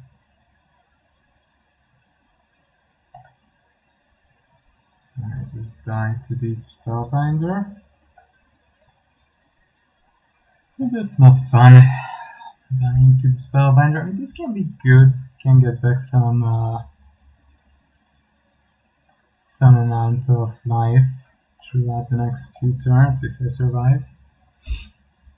They're gonna try and kill me off. Thalia, Lieutenant. Yeah, this looks like a big final attack. Where Chandra is going. Chandra is going. And what else is happening here?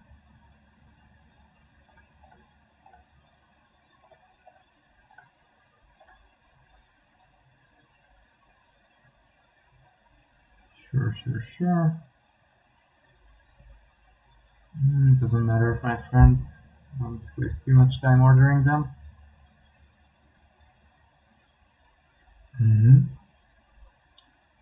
Right. So what do they have? What else do they have? Oh, tough. So probably it's best to kill Thalia.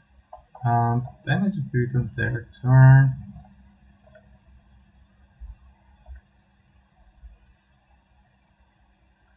It's actually not good to do it on their turn because I do want the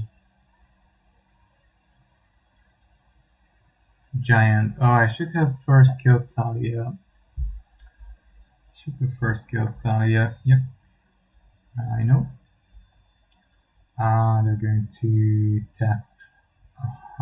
It's okay. What can I do here, man? It's not looking very good.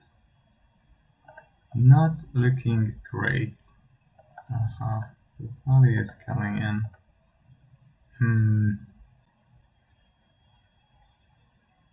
Okay. Thalia is gone. Opponent has another Thalia.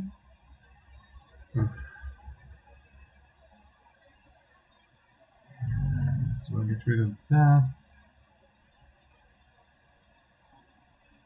Conjure a card out of their deck. That's not bad.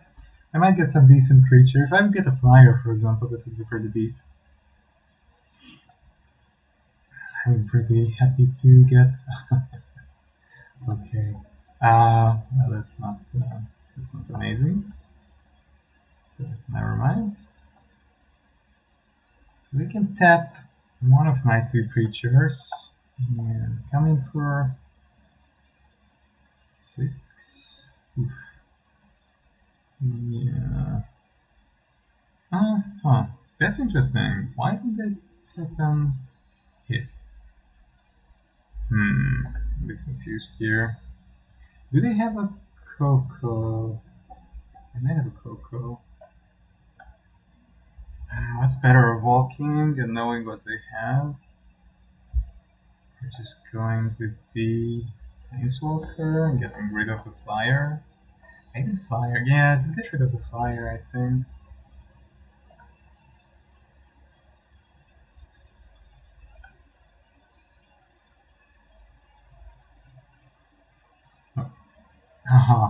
Another land. Wow. I managed to conjure 2 lands of my opponent's deck. I'm sure they don't have a lot of lands, but they also drew 7. This is pretty weird. I don't know really what's going on here. If they have another Thaddeus Lieutenant, then they won the game. I would have been quite happy to get a creature from their deck, to be honest. Yeah, that would have been much better in this deck. So they can get in for 7 right now. 8. Beautiful. But they don't have enough mana anymore to tap, do they? Oh, they do. So they can come in for 8. Wow. Almost dead. I'm almost dead. That's very poor and bad. Really? What the heck, man? Everyone goes after Pokebot. Oh, dude. How nasty. It's really not nice of my opponent. It's just really not nice. Okie dokie. We get an Assassin's Trophy. Sure. Alright, what do we have? I mean, I can get rid of Thalia or the Giant Killer. I think I'm gonna get rid of the Giant Killer. I don't want my opponent to keep tapping my stuff. Yeah. Let's have a look at what they have in their hands as well. Yeah, we're just gonna get rid of the Giant Killer. It's very annoying that it can tap things. I'm gonna get the land. I'm a little bit sorry for them. They did draw a pretty insane. Well, if I go in, I can double block. And they attack back for 8. It's actually not bad. Oh no, because that lives. So they have 3, 6, 8, 9. 9 lands. 9 conjured and stole one of the top of the 12, 9, 11 lands.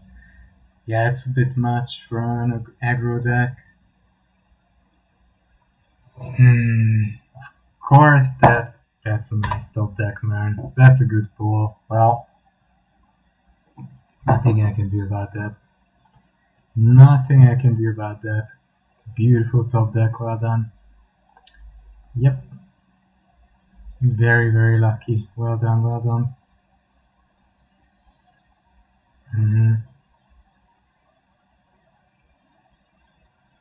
And they have removal as well. Yeah, he drew another Giant Killer, number 3. Number 2. I don't know what he has. He doesn't want to die, obviously, on the swing back. So that's 9, 12, 16. I mean, if I block the lieutenant, I'm sort of okay. But so that's 7, 10. Yeah. No, it's actually good because I can get into the hive. Yeah. Unless they have a creature that they're going to play or a Coco. They look like they have a Coco. They might. Okay, so what do you have?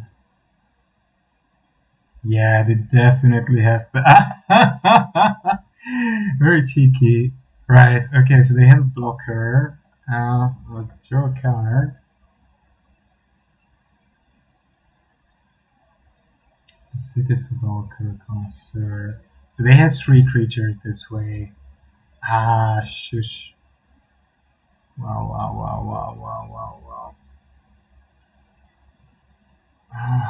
God, how long? How extremely annoying, isn't it? I could draw a card, but does it help?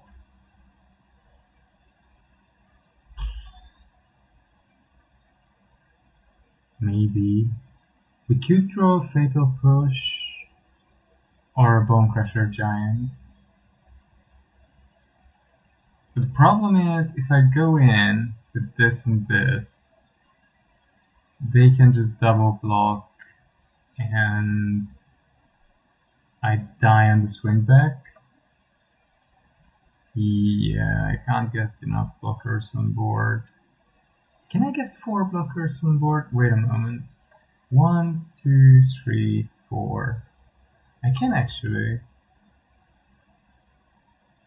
That's actually okay for me. No? Yep. I don't mind. Yeah, I'm gonna. No, that's fine. That's fine for the moment. Okay. But if they get a fourth Thalia's Lieutenant, then of course this doesn't work out. But I mean, I just have to hope that I don't, right?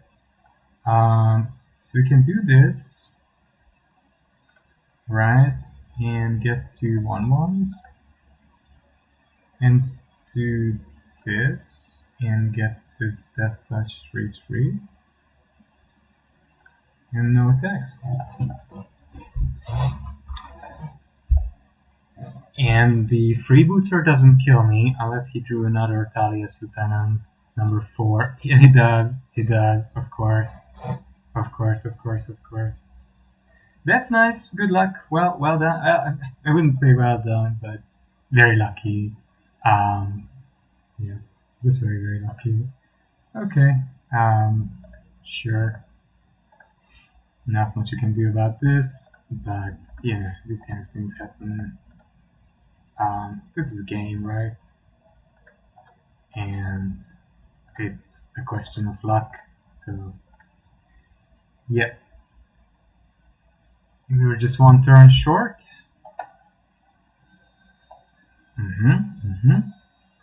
Well, I conjured twice land from their deck and all that, so... But we do have quite a few things that are okay against their deck.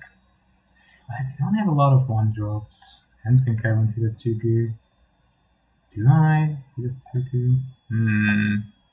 Hidatsugu isn't doing that much.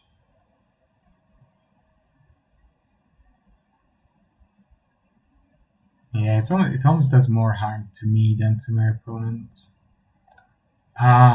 Bond. Yeah, well...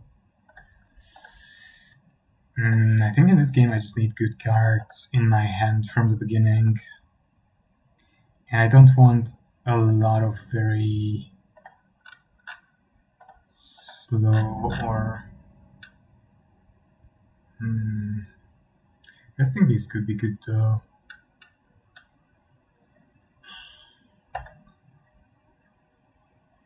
Difficult. Well, let's have a look.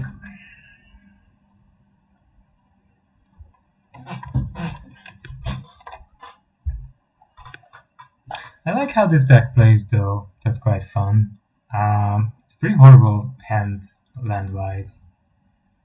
But we get a lot of selection. If we can draw into enough removal,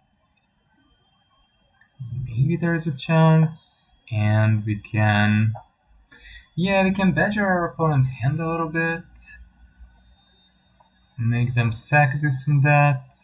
They're gonna take away probably the Rampage. Yeah, I mean that's what I would imagine. Okie dokie. Let's have a look at the bond. Not great. Thoughtseize is too late. Thoughtseize is too late. Thoughtseize is good in turn 1, 2, on turn 1, 2, but not after that. Yep. Too late.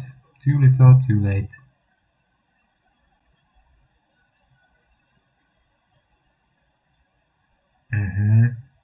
So they didn't have their Coco.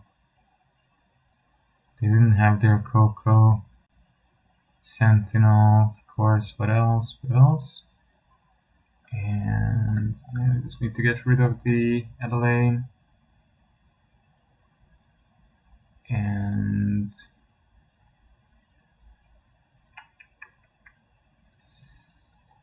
not great.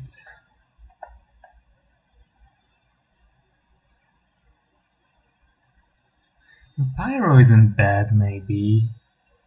Pyro can do a bit of blocking. Yeah, that's true. That's actually okay, that's decent-ish. Yeah, that's a good amount. Yeah, suddenly I have 3 things on the board. I can block a bit. Wow, that would have been number 2.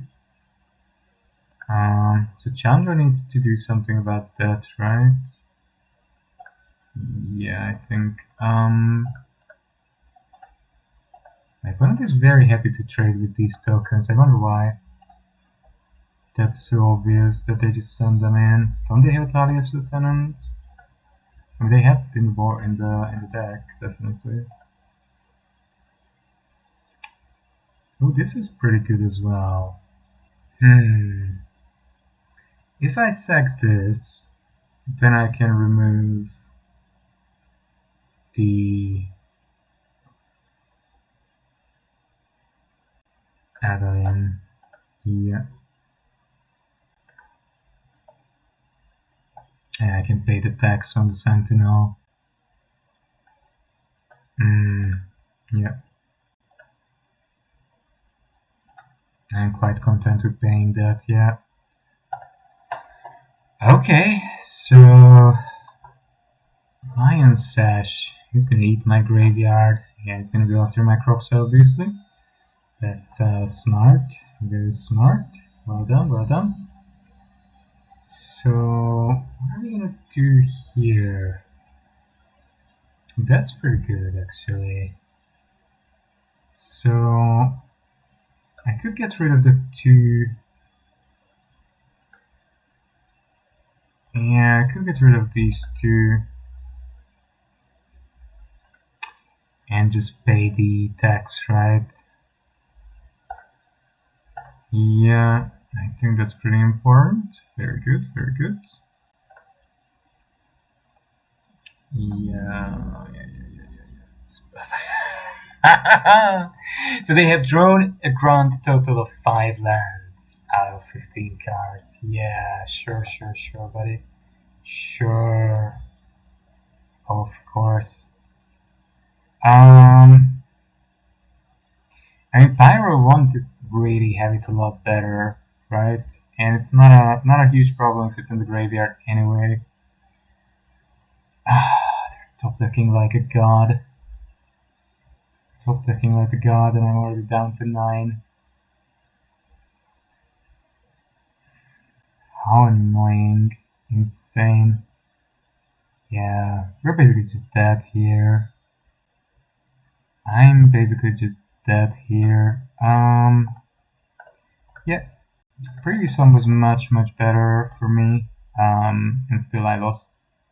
Well, I mean, four Talius Lieutenants in a row were a bit much.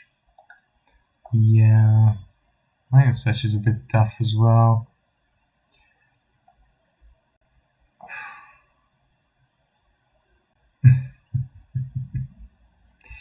Yeah, he's gonna get the Giant Killer, and even if I steal that, I can't even steal that. Right. That doesn't work.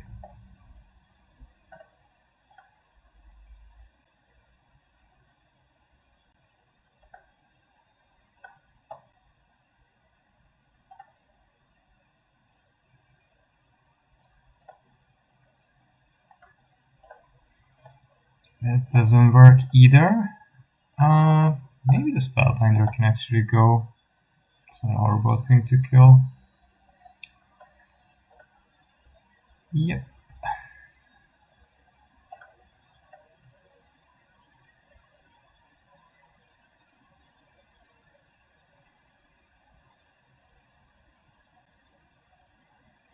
Well, it has Death Touch, but it doesn't matter really. Right, they have exactly 5, so I'm just gonna come in for 5. Yep. This was quite slow on my part. I'm thinking instead of Painful Bond, maybe some kind of removal spell would be better. It would just do more against decks with creatures. That's a beautiful draw on my opponent's part. A little bit clunky with the bad mana at the beginning. Yeah. But this is why it hurts that we don't have Jim's Triomes and we don't have fastlands, Groove fastlands. But just a moment, I'll be back in a second. I need to take a very quick break.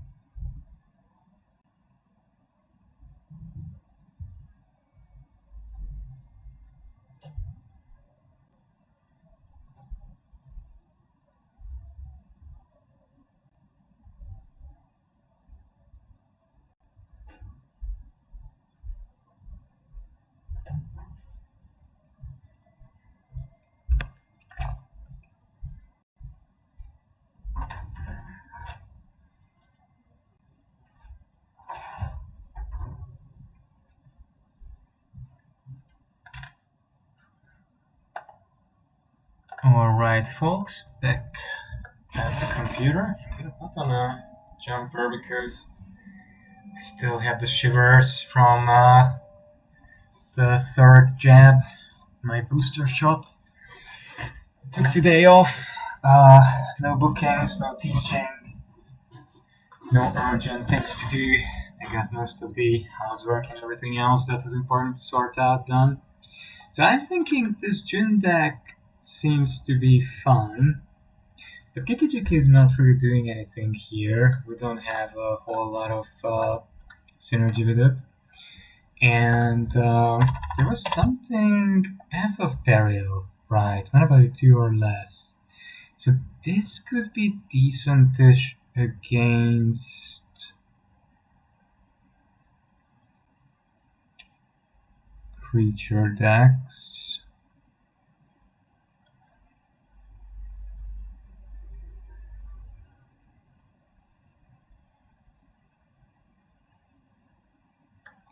And then there is, of course, the other thing we could do. Culling ritual. Each non. Yeah, so I might put some things like this into my side against creature decks. And then something from the sideboard could go into the main.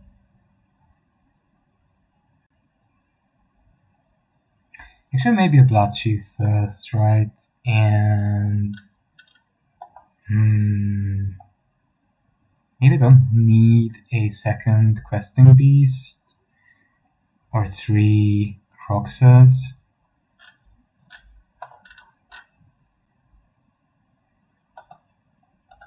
Yeah. Okay. Maybe let's try things like this. And I got rid of the Kikijikis because many of the things that I do are Planeswalker based or legendary creature based. Pose would be good as well, yeah, Pose could be a thing. Or Command.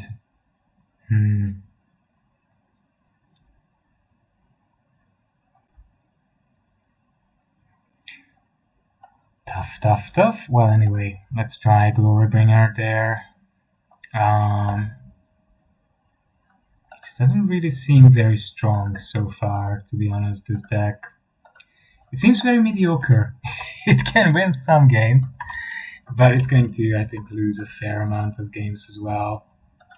And it's even going to lose games that really has no business of losing. Like, and not just because it's not a great build, but it doesn't have enough synergy. That's what I feel.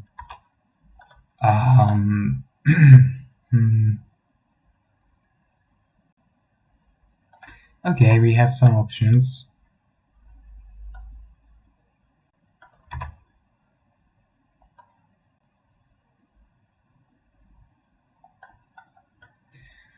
Yeah, we can go with the slow because slow comes in tapped whatever we do.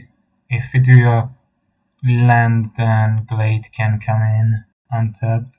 Again, wow, come on. You know what, Totsus is just a good card, isn't it? It's just a good card. What is my opponent going to discard?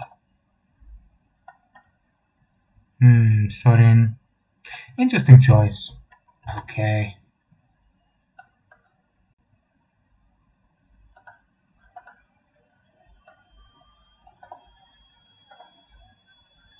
Interesting choice. So, I mean, I think we need Painful Bond to get a land. We're gonna Painful Bond again probably next turn. Our opponent seems to be in a ramp deck. Oh god. Why? Maybe the Nissa? I don't know. It's strange. Well, anyway, let's just go with the Connoisseur and see what kind of thing they get rid of. What does this get rid of?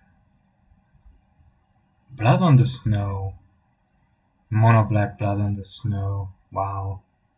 I thought that's a standard deck, but it seems like there's a version. This is sort of So this is like a historic version of Blood on the Snow. I mean, it's a strong spell. Maybe that's good. Hmm. Interesting. Um, what should I want here? Really, should I Bone Crush? Plunder? Maybe I'll plunder my opponent.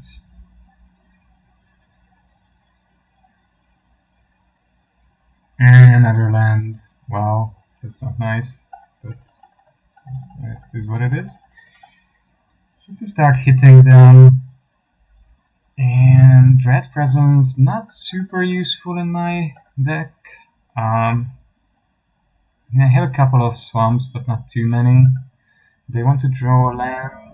Understandably, they're gonna go up to 3 lands. So, yeah, I'll let that resolve. And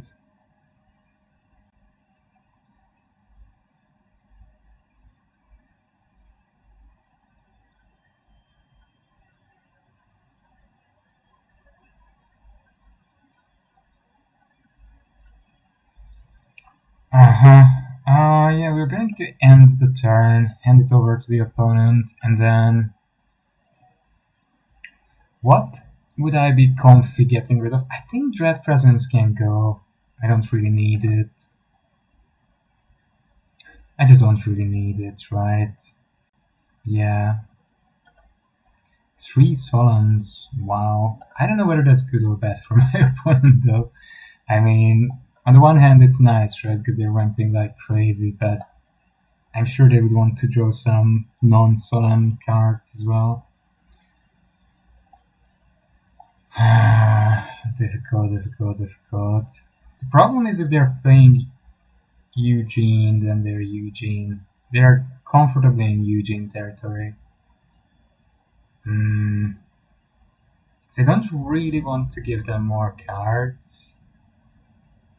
I don't necessarily want to kill these Solemns. Maybe I'll just bring Glorybringer, start going in over their head. That might be something to do. Yeah, I think that might be the plan.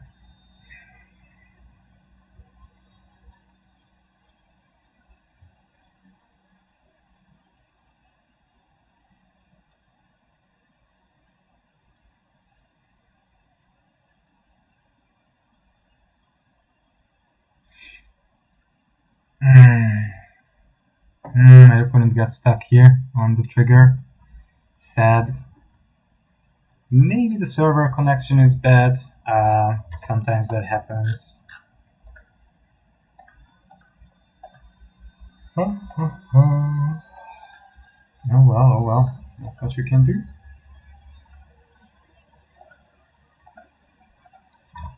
Okay, the game goes on. Finally. Nice. Yeah, I think I'll just bring Glorybringer in. Try to go in. And just attack. And together with the Phyrexian Arena, if they want to use the Lochtwain, and maybe the Bone Crusher Giant or Chandra, we can kill them reasonably soon. That was nice. Well done. They're drawing a lot of cards. Yep. So we need to bring Nissa and untap the Stomping Ground, and then the Bone Crusher Giant can just finish off Liliana. Whoa. My opponent might have something to say about that. But Colligan's command can finish it off anyway. Yeah, Nissa was dangerous. Yeah. We know. They can get back actually the Glorybringer or the Stated Stalker. Maybe Stalker is good. So, how should we do this? And I could make him discard and kill it. Maybe that's not bad. I want to see what they have. and then we can base our command on that. Yeah, sure, go for it. I don't care so much about that. In particular, it's a Professor Onyx. Oh gosh, really? How annoying. And 2 lands, so I can't really make him discard anything valuable. Yeah, well, I think I'm just gonna get back my Glorybringer. Yeah, maybe.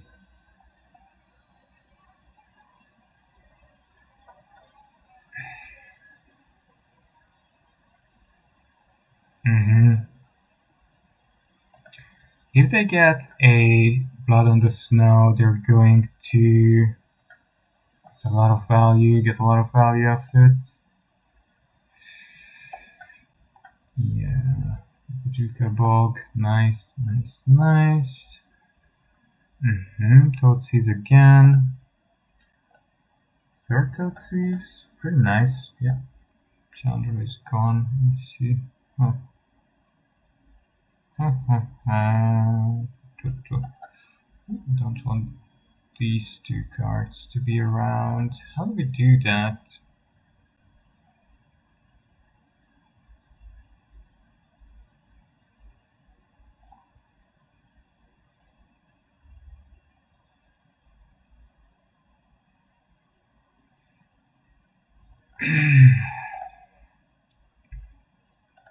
Yeah, but that would be nice on the arena.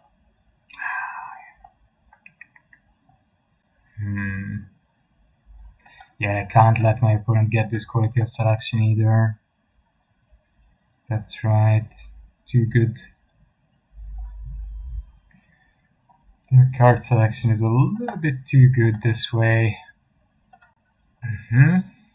Okay. I do. Sure. It's life. And we can exile Liliana. Don't know whether that's more dangerous or Professor Onyx. They're both dangerous. Annoying. They're drawing so many cards, oh my god.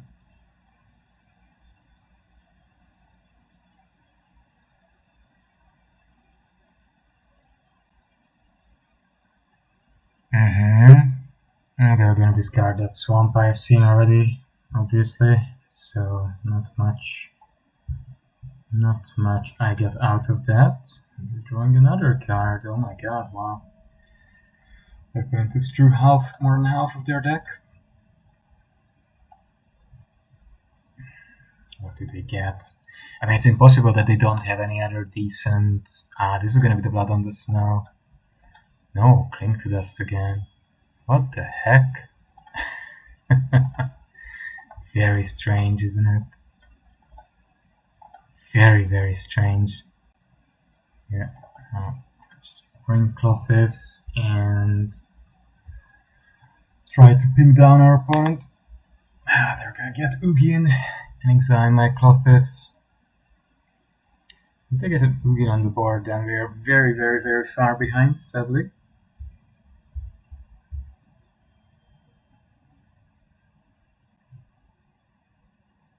What a weird deck. These rampy value decks are hard to deal with for a mid-range deck. Especially if they curved out very nicely, no?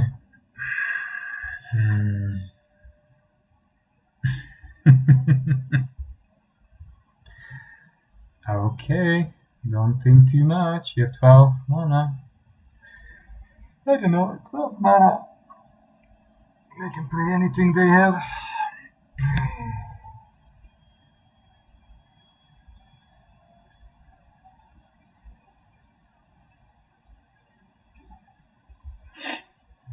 I've been running into some very strange people today. Just taking into account their relation to the timer.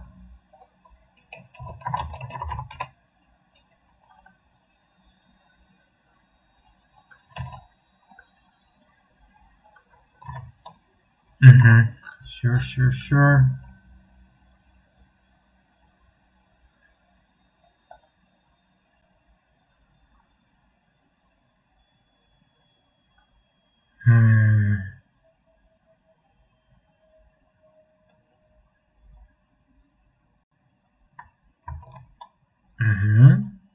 Okay.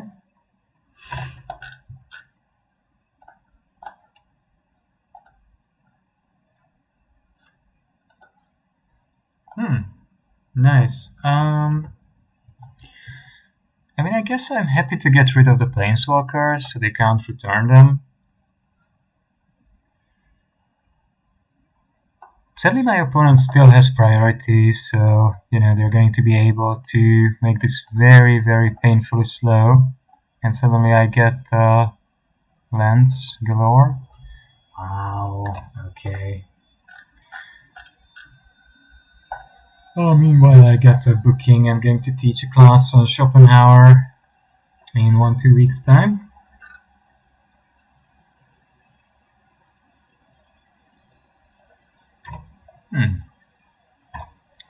Okay, at some point my opponent is gonna continue playing. At that point we're going to be happy. At the moment they seem to be taking a break. They timed out. That's nice. I was a little bit worried about how this is going to go because I think they really had the advantage on advice and some other ways as well. Good. And this is going to be the last game for today. Let's see how it goes. I would not recommend this deck for ranking up. But it's a fun deck. If you like to think around and try to eke out card advantage in grinding games, then it's fun. Sometimes I like this kind of magic. Not always, not all the time. Sometimes it can get boring or exhausting to play this kind of game. But occasionally it's fun to do this.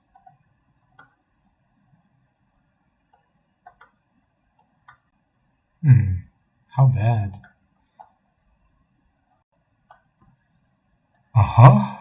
Wow, Evolving Wilds. Did Arena put me in a non-ranked game? I don't see either my rank or my opponent's rank. Which means I'm not really interested in playing out the game. I wonder how this happens. It would be really amazing if it would be possible to exit from here. And I wouldn't have to wait until my opponent finishes sideboarding to actually concede. There we go. Yep.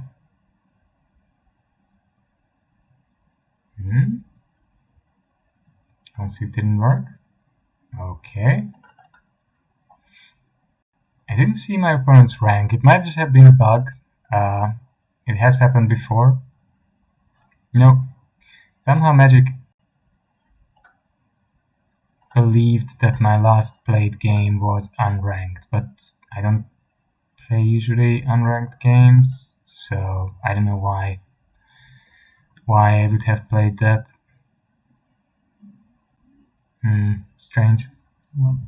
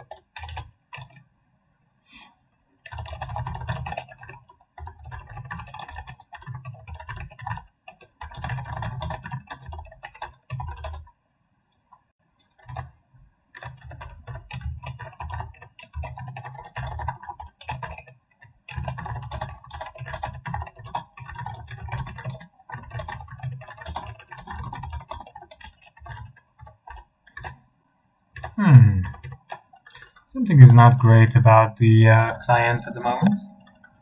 Seems to have broken down rather badly.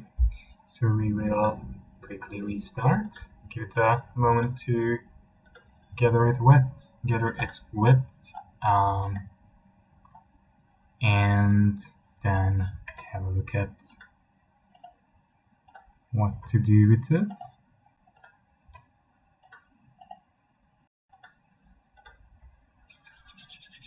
Oh, folks, Engine is fun, but Engine is not powerful, not especially powerful in historic. Well, I guess that's not really news for anyone who's been playing. It's not one of the top decks. It hasn't been. But after every set, I like to try it out at least one time for 1-2 days, because these kind of grindy games when you're trying to get a little bit of card advantage can be quite fun.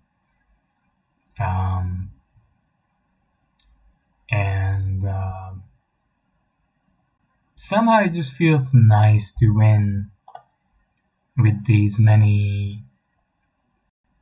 cards that sort of give you this kind of incremental advantages. This is like the 4th or 5th time that we get 2 land starting hands. We really don't get the 3 land starting hands in most games. So, okay, well, whatever. Alright, that worked out well though. Usually this doesn't work in Magic in Arena, but this time we were lucky. Should we take out the Proctors or the Charm? I mean, the Charm is the more annoying thing, right? Center is also annoying, but Charm is pretty nasty. So obviously my opponent doesn't have any creature or anything, but I might just want to start pressuring them. It's not a lot of pressure, of course, but it's something.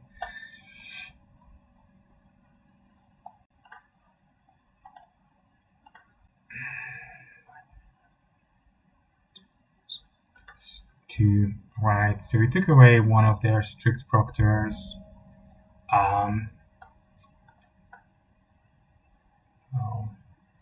Which is good because our 2 creatures really would like to use their enter the battlefield effects. Right, so Valkyrie is gonna go in, and then I think we're going to cast the Trespasser into the sensor, so our opponent gets rid of it. Yep, that's fine. And that way,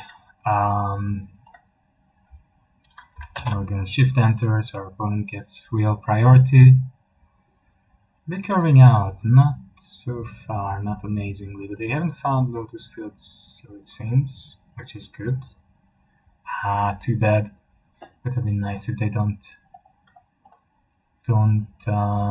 cast it just yet.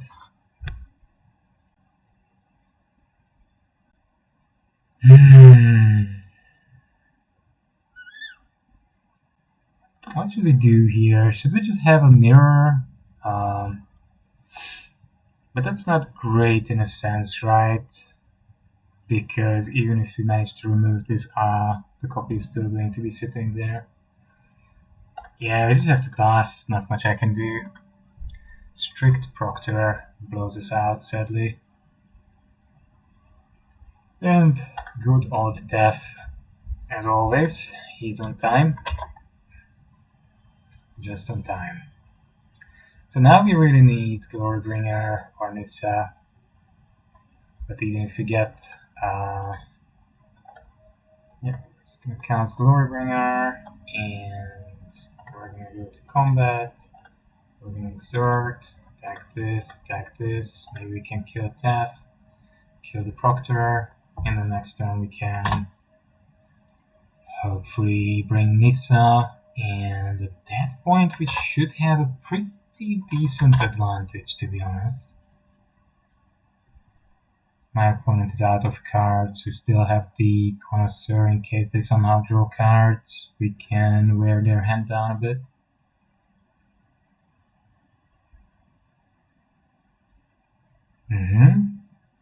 Okay, it's not great. I think.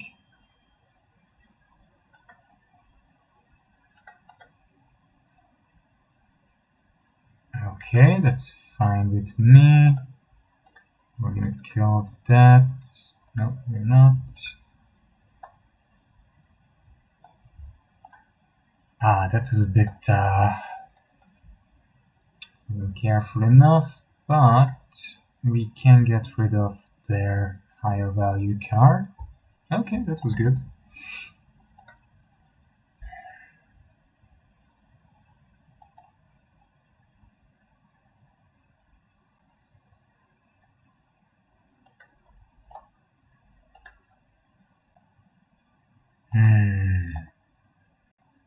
Of course, this is blue-white control. They're bound to, they're bound to get some powerful cards sooner or later. So, you know, we're doing all right at the moment, but this is not going to last forever.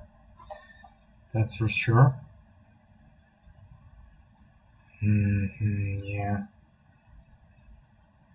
Opponent is rebuilding their hand. We have a good clock, though. No, we're okay for the moment.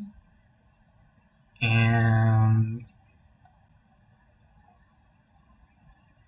shall I risk running my Nissa into this? No. Shall I risk running my Nissa into a counterspell? I'm pretty sure that one of the things they picked up is an Archmage's Charm, and I would much rather they cast it than a Seasoned Pyro. Yep. Let's see what they react to this. Oh, they actually let it come true. Wow. Okay.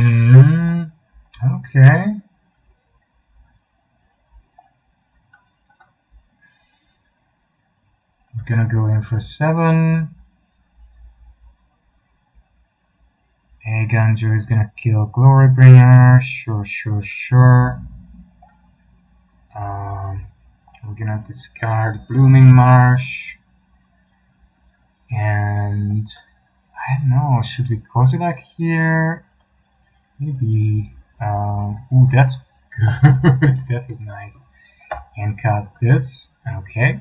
We're not doing too badly. I think they can transform Skanta though.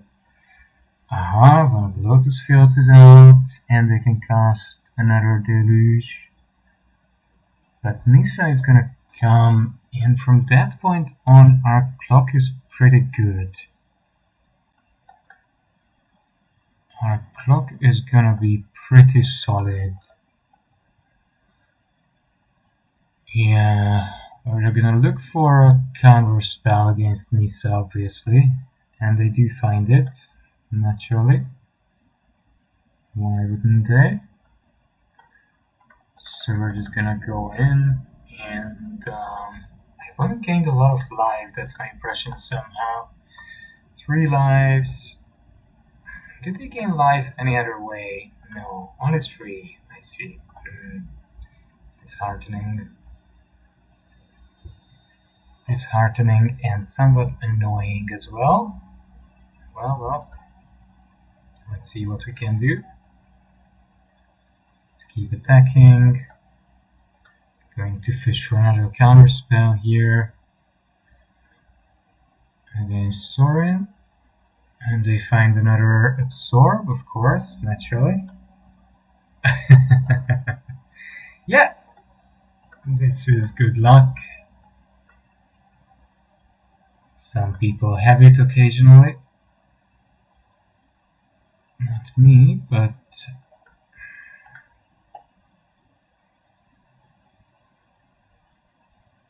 this guy did have it now.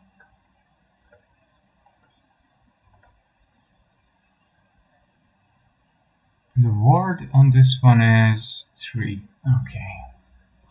We can search another card with Askanta. And we are drawing lands quite heavily. We're already at 9 lands. Absolutely no business of being at 9 lands.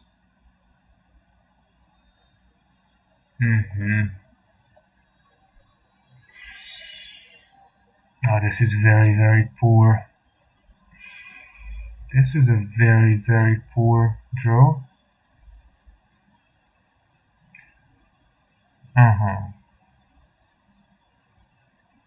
We need to keep that up for the Emperor. Sadly. So we're totally 100% in top deck mode.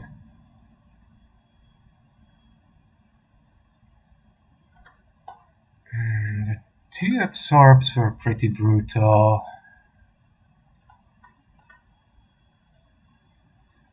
Maybe I should get rid of Ascanta. I don't know. It's hard to know. It's just really, really hard to know. I mean, I would need something for this. I would need something for this. I would need something for this. For this. At this point, it's just really, really, really not good. Yeah. I think I lost this actually.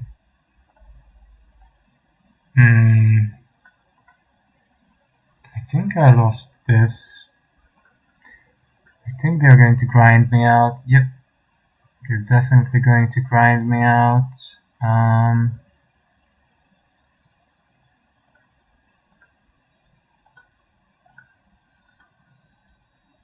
Definitely going to grind me out.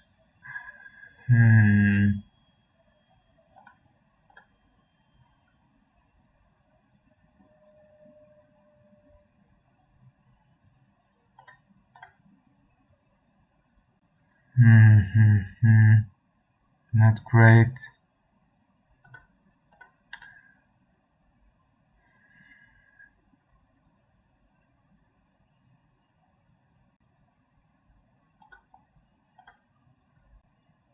Yeah, this is just not great.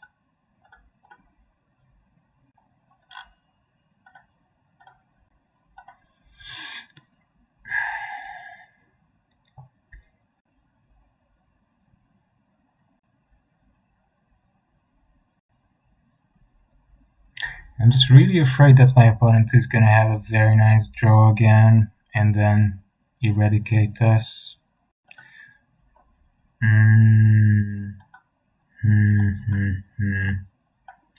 It's okay-ish, but not very good.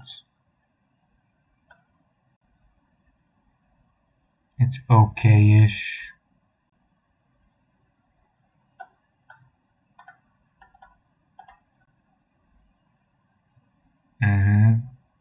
This is not bad. I think I'll discard 2 lands to the Pyro.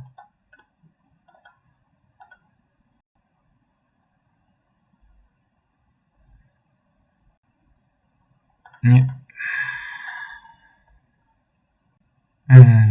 This was good.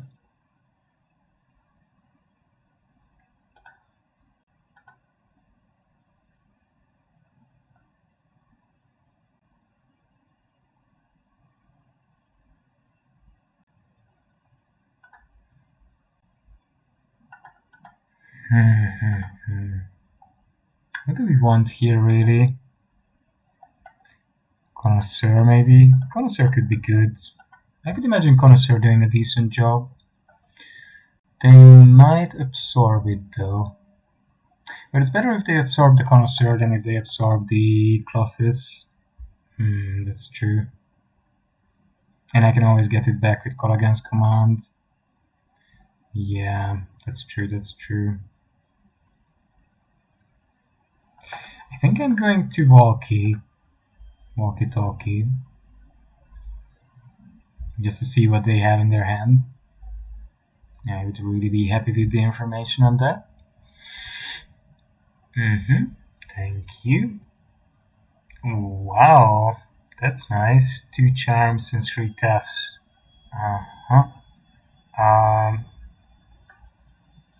2 charms, 3 thefts. Pretty darn decent. Pretty darn decent. Yeah,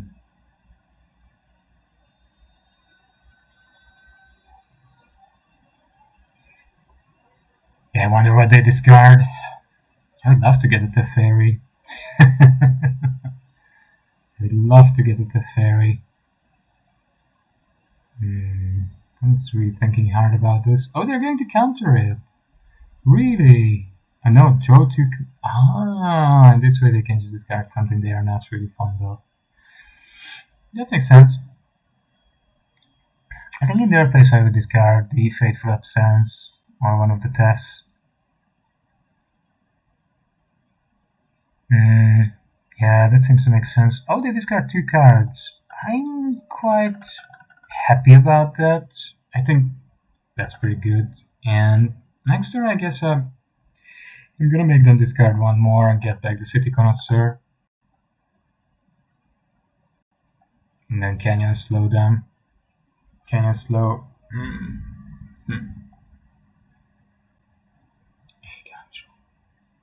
But that's gonna be... Really? I thought it's gonna be Death. Okay, sure. That's pretty good as well, but I don't want to play it into the Archmage's Charm. I'm quite happy just doing this. And then...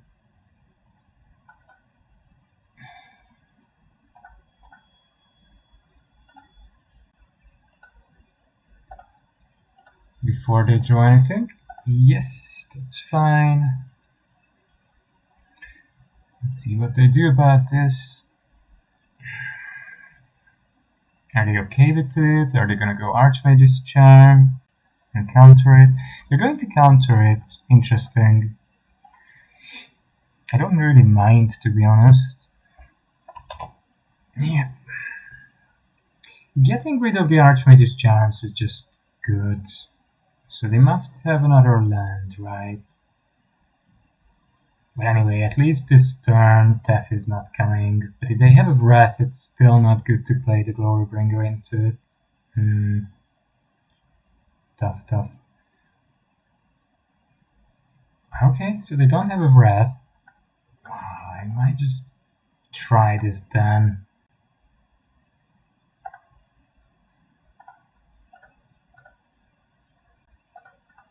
Yep.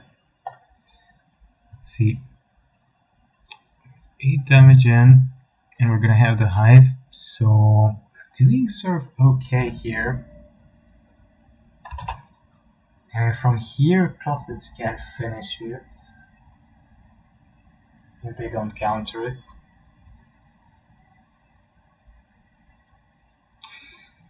Yeah, Death alone doesn't do it here. They flip. Death alone doesn't do it here.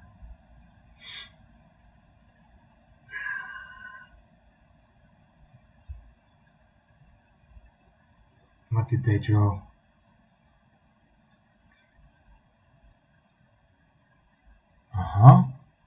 Okay.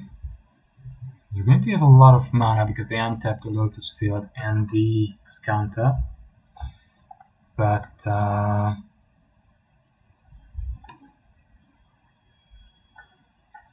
think I'm gonna go with the Nissa. Yeah, I just want to push them. Let them have it. If they have it, they have it. If they don't, they don't. You can still Skanta and try and find a counter spell. That's 3 mana. They can pay for it with the field, and then if they find a Dobin Sweeto, they're okay. Sure. So they get a 1/1 Shark. But they would need something else too, you know, like a Fateful Absence or something. Otherwise they're in trouble. Yeah, they didn't get any removal. So I could have gone in with 2 of my creatures. Yeah, that's good. That's good.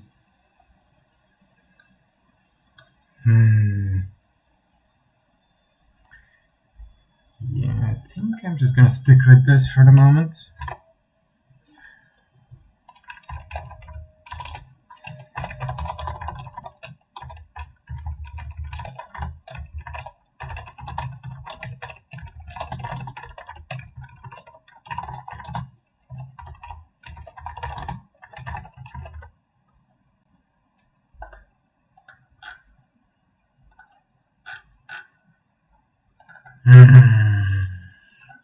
Yep. Okay, opponent is taking the sideboarding very seriously. Which is maybe not a bad thing, right? They should take it seriously. It's serious business.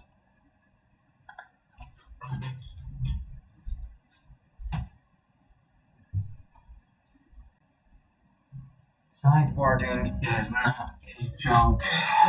I remember when I started playing Magic, I was so afraid of the sideboard. I was like, there are these thousands of cards. How do I know which one to put in my deck? Actually, Inquisition, I shouldn't have kept so many. Maybe, I don't know. Maybe I should have 4 Thoughtseizes, 2 Inquisitions. But the thing is, yeah. The thing is always, wow. Whoa.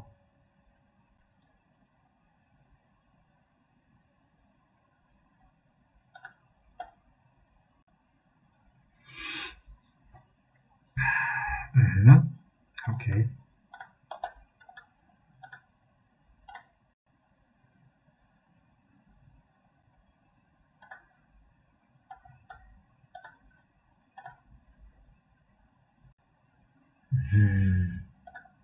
Alright.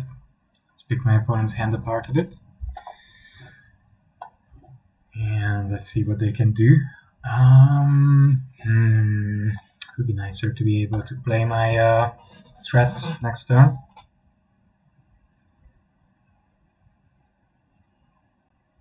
I think that's a pretty rough keep that my opponent went with. I wouldn't keep 2 lands with this deck. Especially if one of them is a Lotus field. Yeah, they drew a 3rd land. No, wow, they have to... Okay. I think we're in the clear.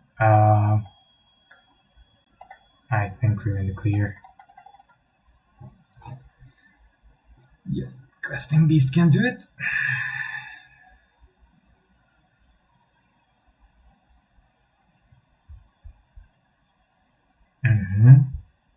Okay. That's gonna go.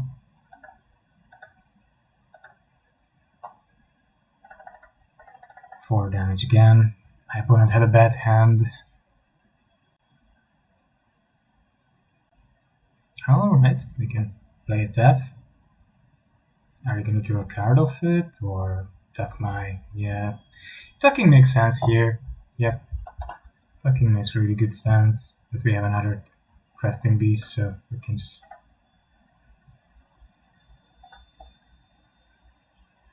Sadly for my opponent, we can just go and hit face. We can just go and hit face, and our opponent is down to 6 life. One of their 2 deaths is gone. And I think we won this game. I mean, I don't want to, celebrate too early. That's never a smart thing. They're going to have 4 mana, they're going to have a card, but I feel it's quite hard to see from here how they could get through this. So I can go up to 6 mana, and then I can cast both the pulse and the command. I think that's nice, yeah.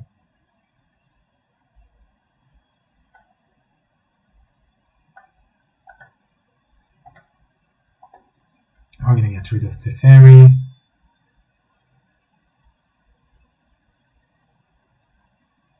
They have the charm. Okay, that's fine. And we're just gonna deal 2 damage and kill them with the beast. Nice. Good. That was nice.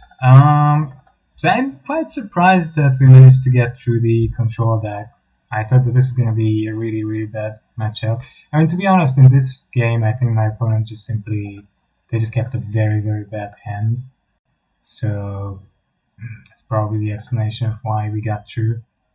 But this put me in the mood to play one more last game. I think this is the third last game I'm playing today. You know, it is a fun deck, and why not? Why not?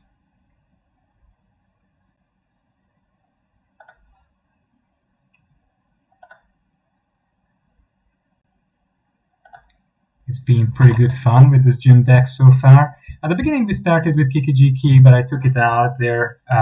Questing Beast is a legendary creature, so it cannot copy it. And Croxa is a legendary creature, so it cannot be copied. Shevil is a legendary creature, so it cannot be copied. Only Bone Crusher and Trespasser and Glorybringer and Connoisseur can. But it's still 4 creature, but I only play 1, 2, 3 copies of these things. So altogether, it doesn't seem like a super duper good. Huh. Interesting, interesting. What does our opponent have? Azorius, Chandra dressed to kill. Oh my god, look at the cards in my opponent's hand. This looks like a really nice and spicy mono red brew. I love it. I could have gone face. They need a land. They don't have a land. Right. And they hit Shokanzan, so they're actually doing pretty well. They can cast Skewer as well. Nice. Wow. Very potent start.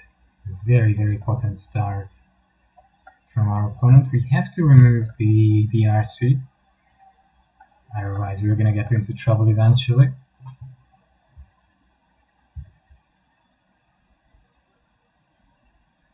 We will have trouble with the Azorius. What the heck tore off?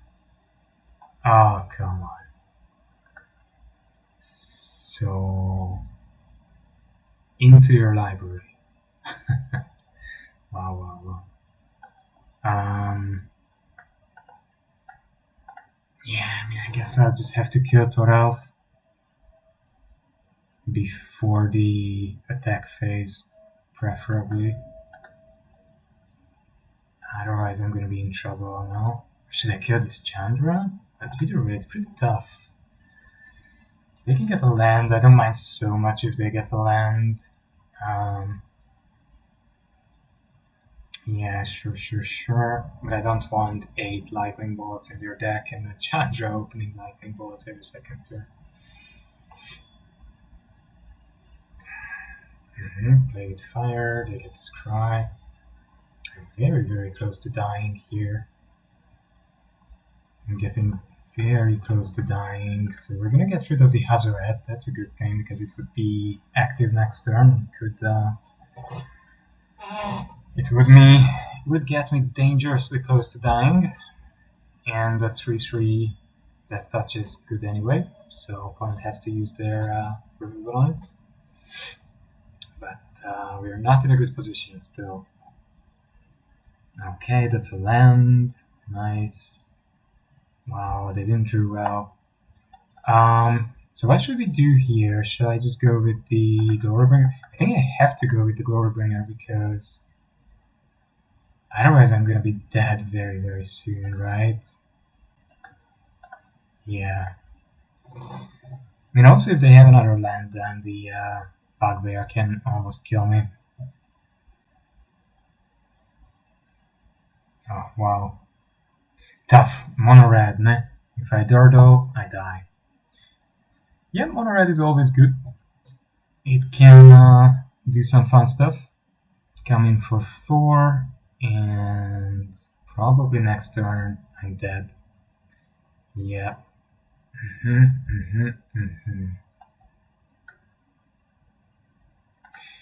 I mean, yeah, I just have to cast this. Gain a life. Maybe I'll just cast the bond. just to see what I get. And crypt is okay. We're going to exert, we're going to attack there and kill their little goblin. But we are in a tough situation, tough position. Oh, there you go. He found one of the 4 lightning bolts. Lightning bolt is just brutal, isn't it? Okay, so we do need Kozilek, we don't need Toadseas. We're gonna go down a little bit on Painful Bonds. Nightmare might be good. And what else might be good here? Hidatsugu. Chevy might be good because it gets us live. Crossit gets us live. Croxa is very slow. Croxa is way too slow. Hidatsugu could be okay, or Path of Burial if they have other creatures, but I haven't really seen a lot of other creatures. Maybe a Questing Beast is good. It's a good blocker, right? And it can get rid of their Planeswalkers if they play other things like that. Yeah. My opponent is not in their 20s anymore. Well, neither am I. That was a very good starting hand against this deck. I do need to draw a 3rd land at some point. Yeah, it's gonna be tough, but let's have a look at their hand just to see what we're up against. Vortex is annoying as well, but I think 2 Darcies are more annoying.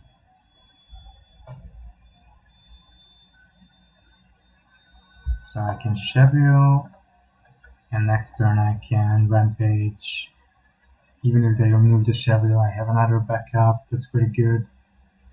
Can draw me some cards, and wow, 3rd Darcy. Ouch. Ouch, ouch, ouch, ouch. That's bad. That's very bad. It's very, very bad. Ley Line of Combustion. It's a bit wonky though, isn't it? 4 mana is a lot for that effect. But he does have 2 flying Darcies this way, which is pretty good.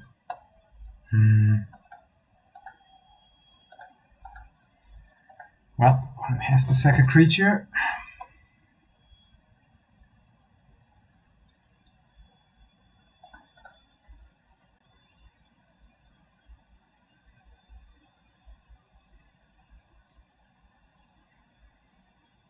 I really need something urgently here.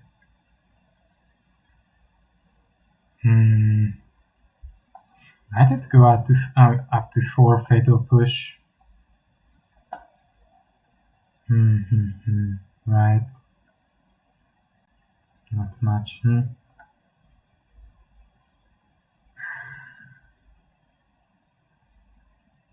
Yeah, I think I need more Fatal Push on the side.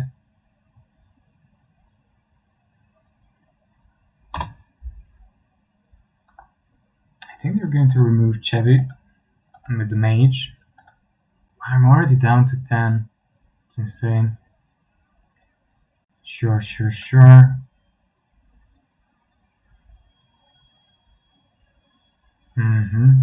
Okay. Oh, mine's what? Oh no, because it gets the counters. Shush. How annoying. Well done, opponent. Yeah, well done. I'm still stuck on 2 lands. I'm going to lose here to being locked out of the game by lands. Unfortunate, but nothing to be done.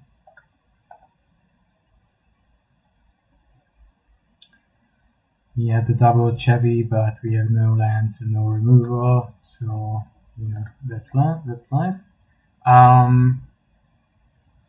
Valky has been fun, but not like a really competitive or serious card so far, I feel. Yeah, that's too little too late. already dead, basically. Pretty much already dead. And yeah, I know I can't gain life, don't worry about it. I'm not gonna gain life in any way. Not gonna gain life in any way. I'm gonna discard my 2 creatures I couldn't curve into. This would have been nice at the beginning when they were still 1/1s, but basically at this point it would be useless as well. Okay. Yeah, so one thing I'm considering is just playing more easy, simple removal on the side. Yeah, in some games, just getting the fatal pushes would be so important.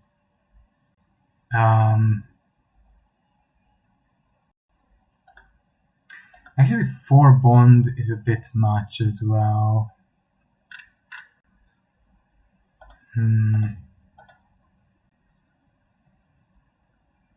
Yeah, but what do you do with fatal push against decks that don't play much that it can get? Yeah, that's true. Should have actually sided in the Hidatsugu in this matchup.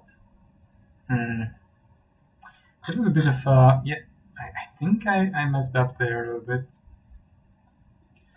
I'm thinking about the second Assassin's Trophy as well. Like, often it just doesn't matter so much that they get another land, and the fact that it can target is really pretty good.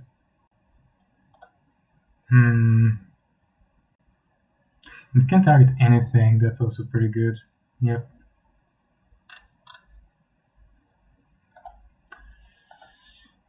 Something should come out of the side, but one Cindervines, probably, right? Because what do you really play it against? That Hidatsugu or Ritual can't deal with. Not much. Yeah.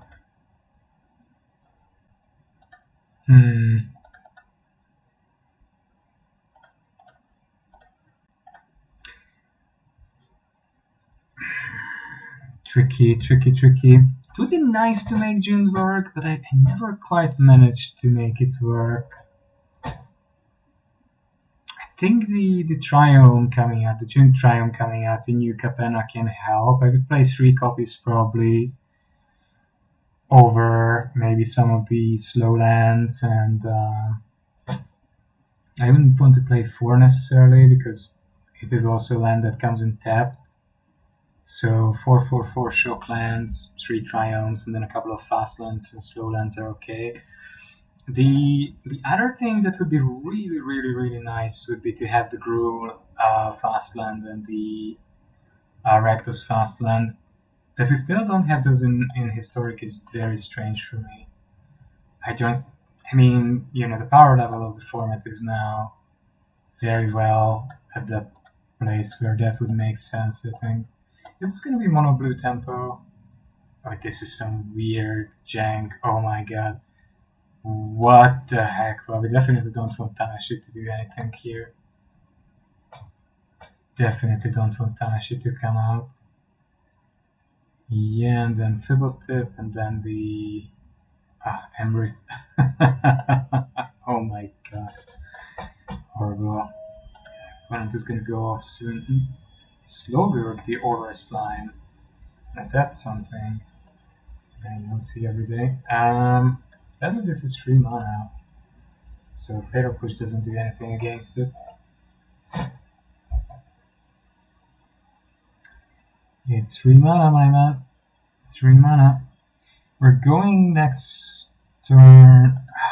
I don't know. Tamashi? Slowgurk?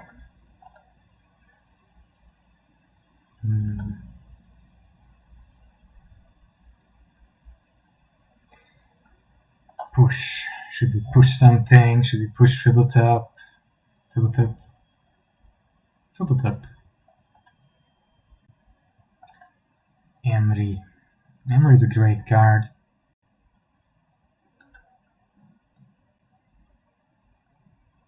Get back that, play it again, draw a card again.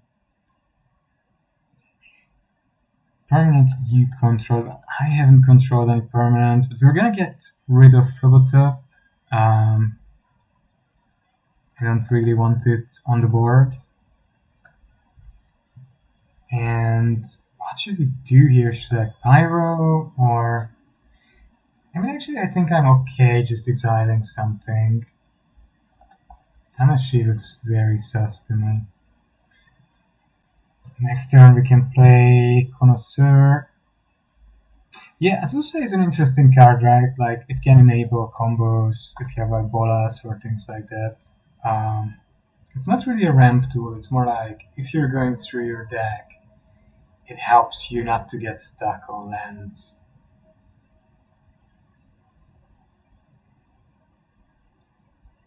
So I would think my opponent has some way to go through top deck lands, but I don't see it at the moment what or how they're going to do. Getting to 5 mana and Glorybringer or the Amory would be nice. It would be really tight.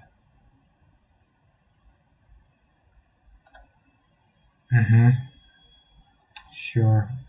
They're gonna do this loop a few more times, obviously. I would be very happy if they would do it now, rather than after the attack of my Trespasser. So if they do it now, then I can snag it. They don't do it.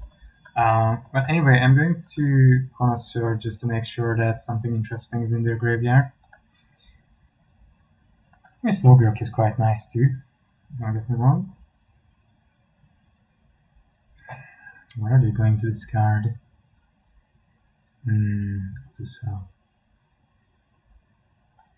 Azusa is not that convincing to me. Anyway, let's get rid of it, but I'm not sure what all these legendary strange bound creatures are doing here.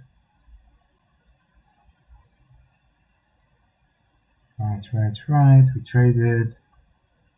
What is my opponent playing towards, really?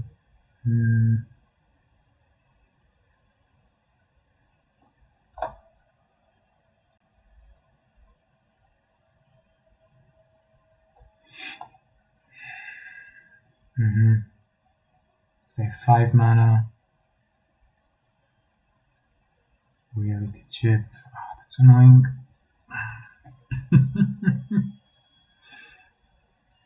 Alright, so I'll need to side in artifact removal, definitely.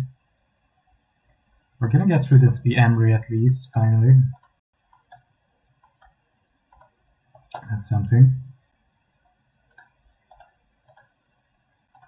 And put the opponent down to 11. Yeah, Azusa would have been nice, right, with the reality chip. Oh, that's nice, because the Connoisseur has Death Touch. Please block. Okay.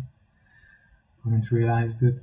The Chandra can get rid of the reality chip unless they equip it to, modify it on something else. They could actually... Cosima. Annoying. Dryad. Very annoying. Small Guide Lantern. That's not too annoying. I think they're going to exile their Cosima. Start drawing cards off it if I leave it on the board. But if I don't deal with the reality chip, then they're just gonna modify that and they have a ton of mana and card selection. Yeah, it's just better to get rid of it. Right. That was, I think, a good plan, a good idea. Cosima is an interesting card. I always feel somehow that it should be strong, but maybe the historic format is somehow beyond its power level at this time, at this stage.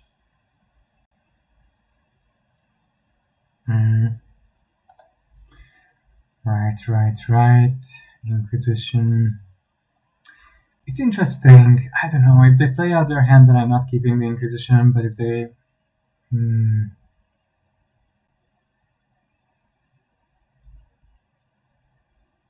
Tricky. Pretty tricky.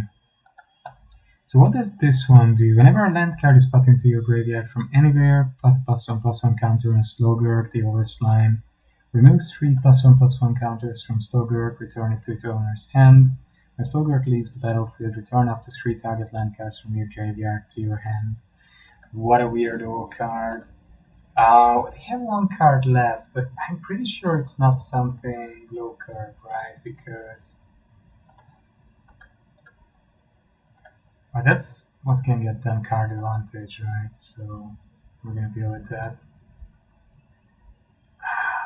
Should I get rid of the Inquisition or not? It's so hard.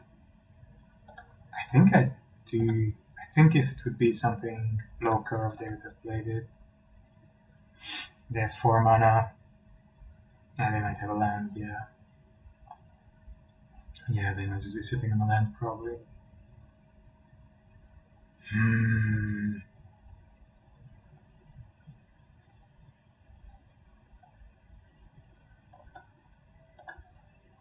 Actually, you know, I'm gonna get rid of that Slogurk. I'm probably gonna get rid of that Dryad as well.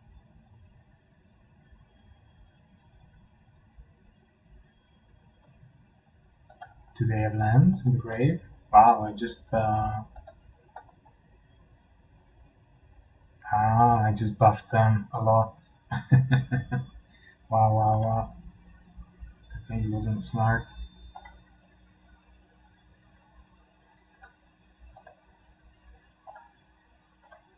Well, let's get rid of the Dryad so they can't play all their lands easily. Even if you do that, it doesn't help, my friend. Even if you do that, it doesn't help. Oh yeah, that's decent. I can make them sack one of their artifacts. Or creatures, depending on what they draw. Interesting deck. I'm still not 100% sure what exactly the combo is that they're after. But they're obviously after some kind of funky janky combo.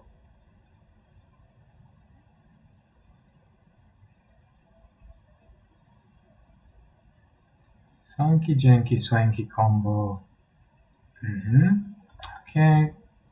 Please sacrifice your artifact. We don't want it on the board.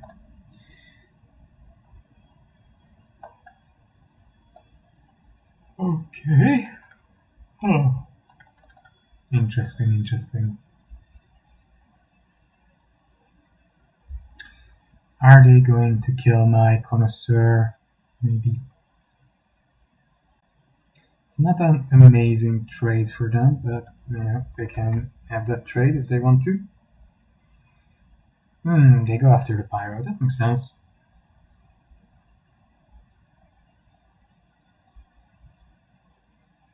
4 hells. But they do have to draw rather well to survive here, though. Because Croxa is coming back, we're gonna draw some more cards of Season Pyro. Wow, that's a very strange deck my opponent is playing.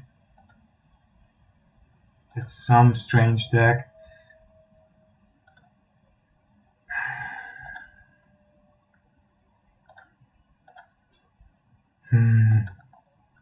So many weird things. So many weird things in my opponent's deck. I'm a little bit confused. Stalker is a bit slow, and I mean, most of the things in my opponent's deck are quite small.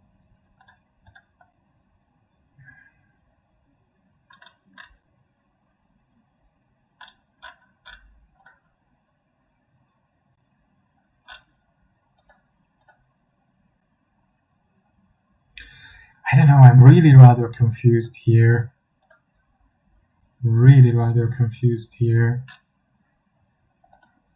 To be honest.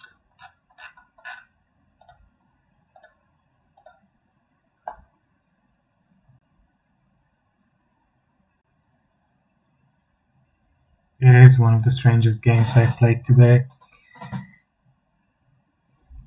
Opponent's deck is Hello, Alexis. Yeah, sure. Very happy to play with you. Can you add me?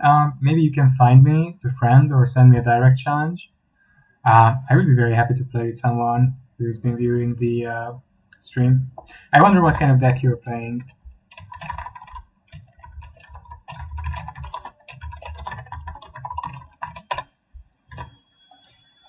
Well, let's see what our opponent is up to.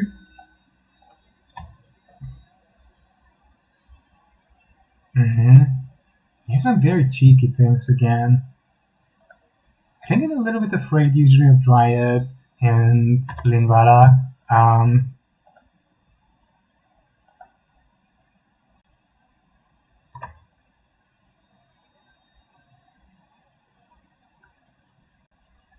And let's have a look what they have. Maybe Linvala should go. Yeah, Niambi has Flash, so I think they're just playing a bunch of legendaries.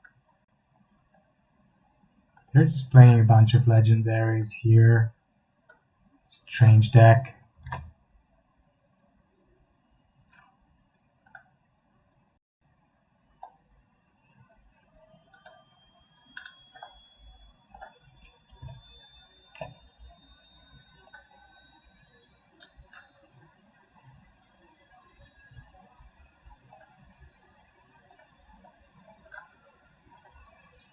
Strange deck.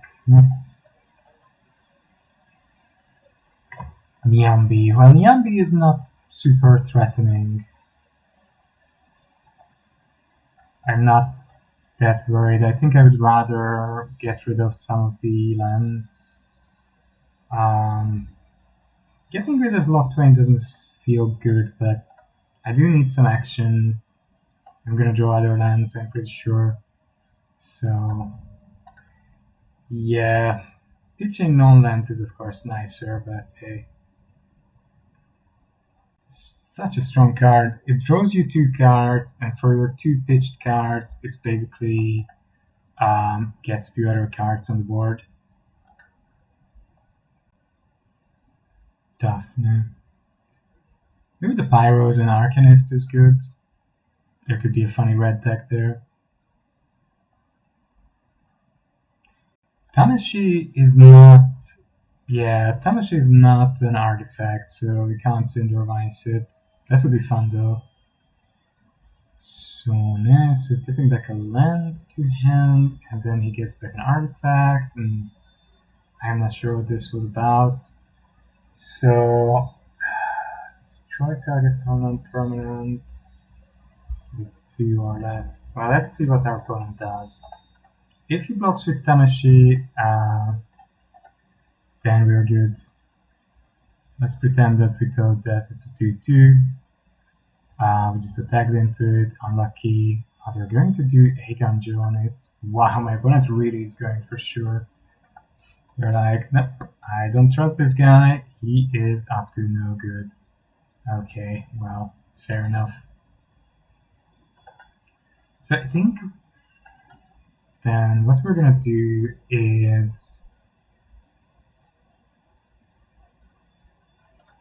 kill Niambi and get rid of the Mox.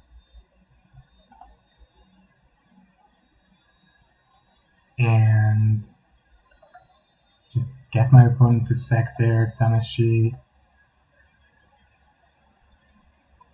Feels good. That was a good turn, I feel.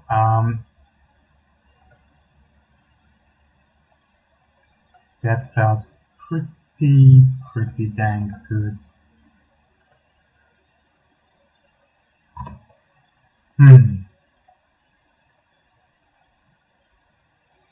Slowgurk demands an answer. Nah.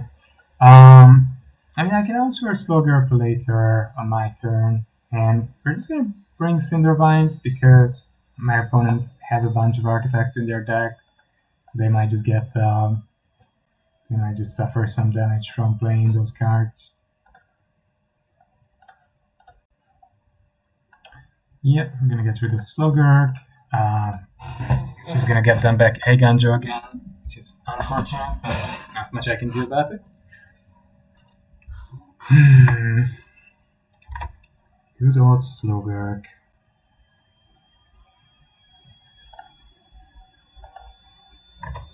What a weird card. I'm not sure I see the synergy here. Like, I would be happy to test this card, but I would probably play it together with like Knight of Reliquary, Gitrog Monster, the elf that sacrifices lands to get other lands, and so on and so on. That just seems to me more common sense, I guess. You don't have any land cards in your graveyard opponent, so not much going on. Not much is going to happen. I can imagine like a deck with a lot of utility lands and triomes, and then playing, I don't know, some kind of good, powerful self-mill, and trying to get a bunch of stuff in your graveyard, and get lands back and somehow profit from that.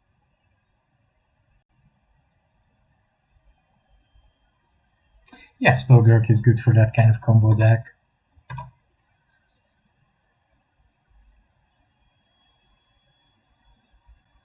Malakut Exploration can kill the opponent if you bring enough lands. That's nice. Sure. Very happy to. Please tap. Perfect. You're gonna get another land, aren't you happy? You're gonna get another basic land, this time maybe a forest. I should play Boseiju in this deck, right?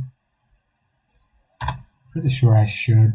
Oops, okay, we have suddenly Nissa mana.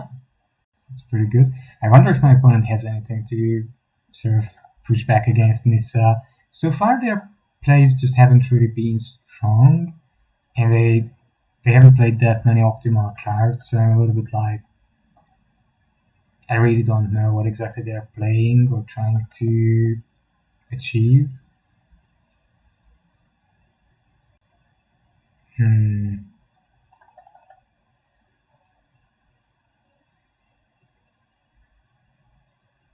Okay, they have another egg on Joe. That's painful. Not much I can do about that. We're gonna bring back some 1/1s with the Pyro, and my opponent drew their third Slogurk. Wow, how weird. I think that's pretty strange, but you know, that's life. The thing is, if I kill Slogurk, they're gonna bring back another egg. They're gonna bring back the egg angel off it. And then they kill another land with the egg angel. And then they draw another Slogurk, I think. But reality chip is annoying. So yeah, I guess we're going to Cindervise the reality chip.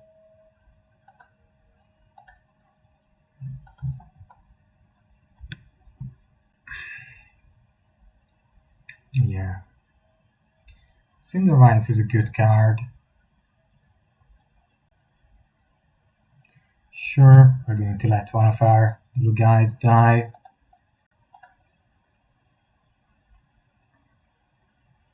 Actually, I like this because Slogurk is out of the way. I can get in next turn for 6 with 2 lands. Oh, it has trample. Dangerous. Neo deal. My opponent. The heck are you playing, really? Anyway.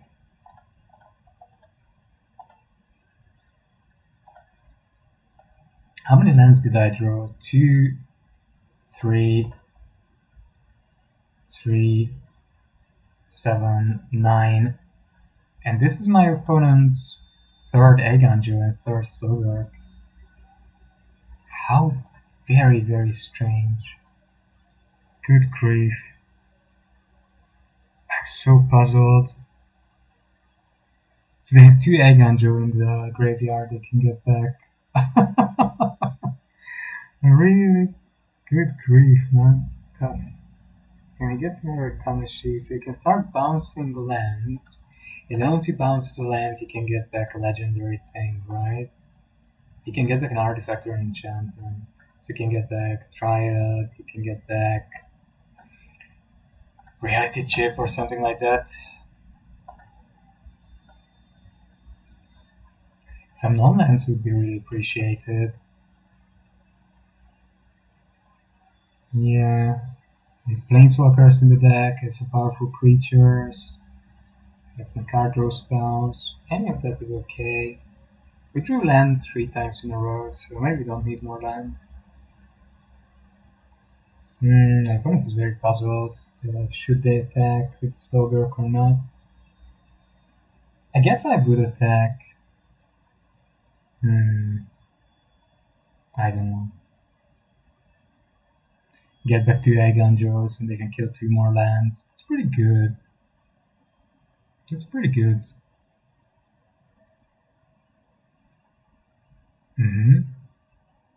Okay. Why didn't they bounce an Eiganjo? That would make it really hard. Because they can bounce that into my hand, right? Oh, very smart. Okay, that actually works really neatly. Yeah, I see the point of that. So this is the synergy. Whoa, opponent, you wily dog. You wily dog. I mean, I really don't know what to do though, because Giant doesn't deal with anything. How annoying. My Giant has to go face, then. And then we have to play it, and then so try to get in. But what a slog. I think almost all the damage I've suffered is from the shocklands. Don't think my opponent has really hit me, but what a slog of a game. Good grief. So there you have it. Slogurk is a powerful combo with Eiganjo and Boseiju. And Tanashi as well. These cards go well together. Our opponent is onto something. And if your opponent is like me and plays a darkly slow mid-range deck and has a mediocre draw, then you have a good chance of dealing with them.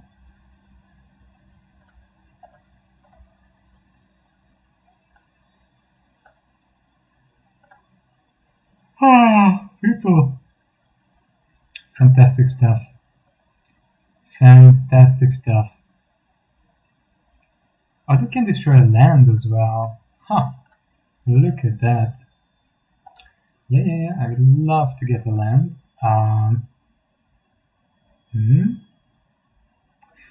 It has to be something with a basic type.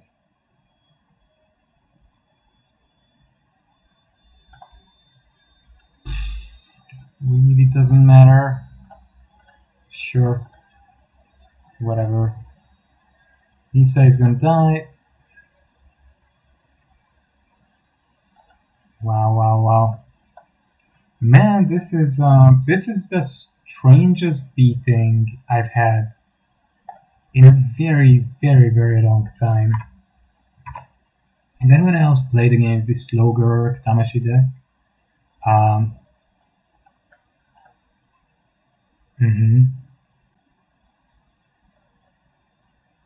Whoa, opponent also took 20 minutes to navigate his deck. But at least it's original and entertaining. You know, some opponents, they just really play very boring, mediocre decks. But this one is quite funky. Extremely funky, but quite funky. Miyabi is going to bounce what? Why? Oh, because you can get it back with Tanashi? I don't know, man. Weird. Weird. Pretty weird. Yeah, I definitely need to play a Boseiju in the deck. And I think I'll give up here because I just don't see what could turn it around for me. My opponent has their combo pieces and their board is rock solid. This is pretty hilarious. Okay, it's mostly just I'm bored. You know, it's there are games where you're like your opponent is gonna dawdle for such an enormously long time that actually you get a little bit like, oof, not sure I can do that. Yeah. So Hidetsugu wouldn't do much here. I was wrong about that.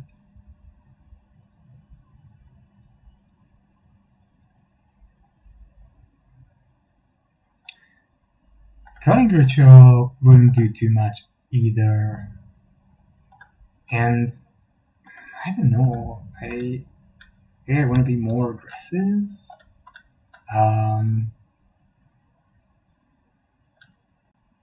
More Croxas. Maybe have the Walkie and try and snag something good from their hand. I'm really rather confused here.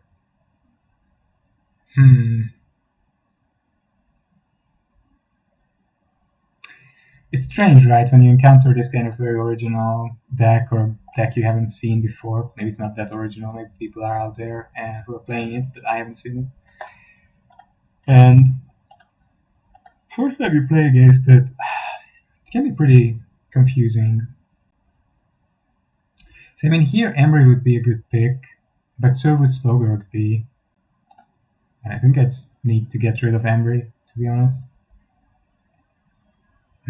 Let's not forget to add Boseiju after the game.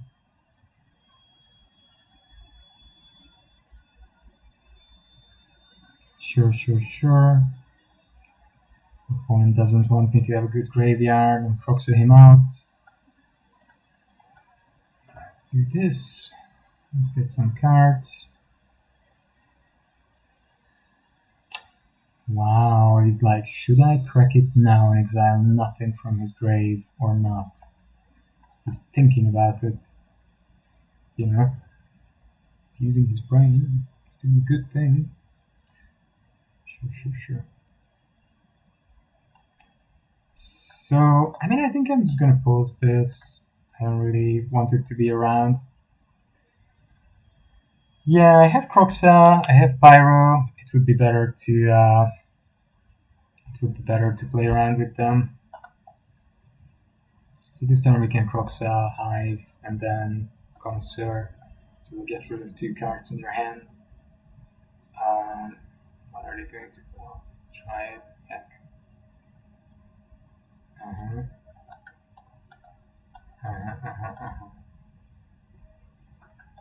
Yeah, sure.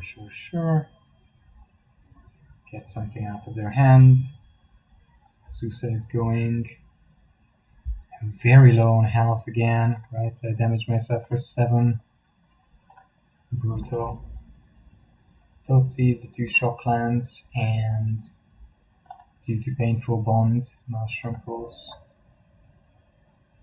Untapped red would be good too. Or untapped source in general, untapped green. Untapped green would be pretty good. Oh, they have Tamashi again. Shush. Man, this is tough.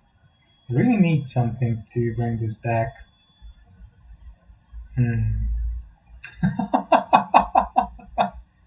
No! Dude, don't do this! It's horrible! It's horrible! It's ridiculous! It's so ridiculous! Yeah, but you see the synergy is working. God. Annoyed with this. I'm so annoyed. I want to bring this because Tamashi is just really nasty. Yeah, Tamashi's gonna grind me. He's just gonna pick up Egg Hunter again and again. Get back the Lantern, draw a card of the Lantern, and shoot down everything I have with the Egg Hunter coming back again and again. Well, the race is on. I need to stabilize now. Now. How many lands is this guy playing?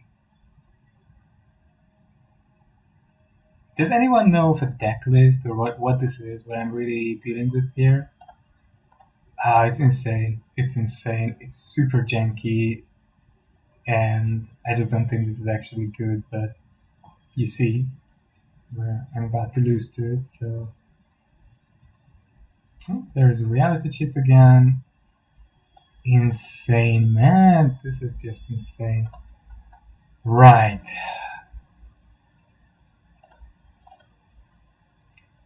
It's horrible so far. So far, this is disastrous. It's a goddamn disaster so far.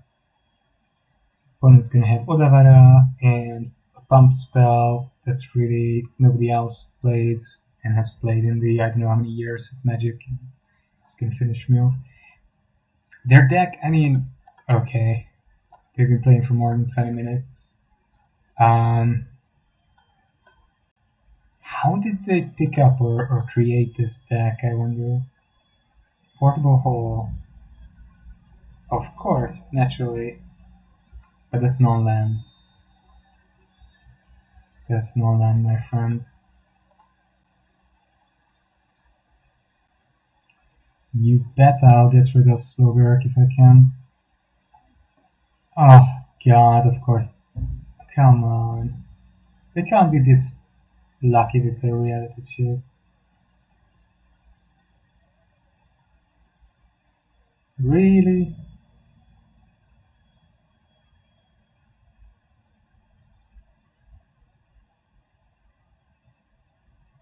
What? What the heck is this person playing? I'm so puzzled. But do they have a Master's Rebuke or what?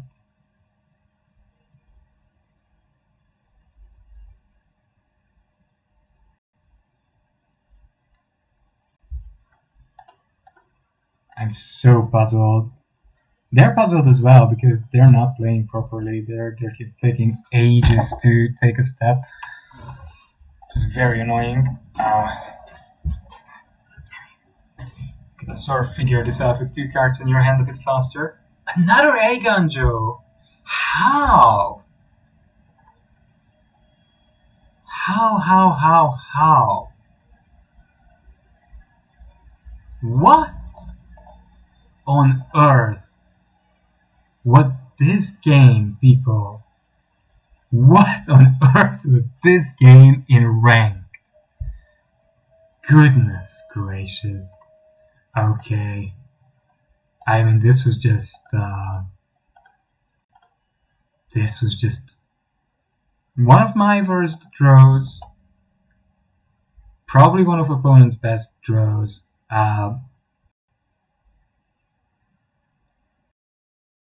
But how they managed to kill us in this one is it's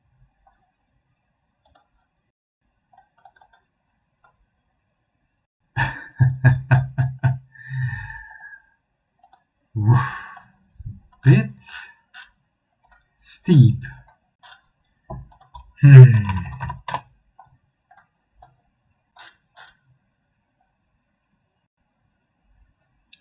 might just add the language to the side. I don't like adding this kind of cards, but man, my matchups have been bad against creature decks. And that's where midrange should actually sort of shine. Oh, folks, getting very, very tired. Maybe play a quick Phoenix, but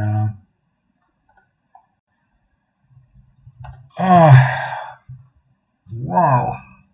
Tameshi Slogurk with Eiganjo and Emery is what beat me twice. People, what is happening to the world? What is happening to the world? It was a cool deck though, but I would think that's typically sort of like a fun jank deck. I would play it in non-ranked and then have a great time, you know, milling half of my deck and bouncing stuff and so on. I never imagined playing that in ranked historic. I used to play at some point in the past a lot of cute jank decks I just enjoyed. Um, ooh, this is very suspicious. Um, but these days I do that less. Wow, wow, wow. Mm-hmm.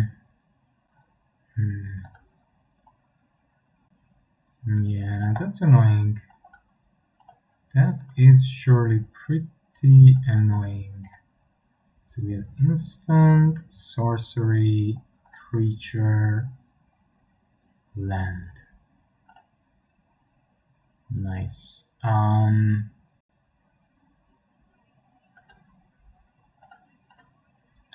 We're gonna go in for 3.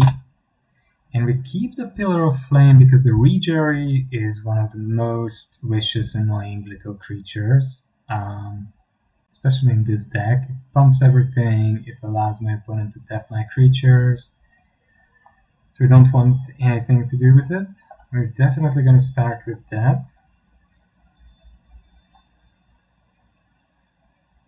And actually that could enable me to Phoenix.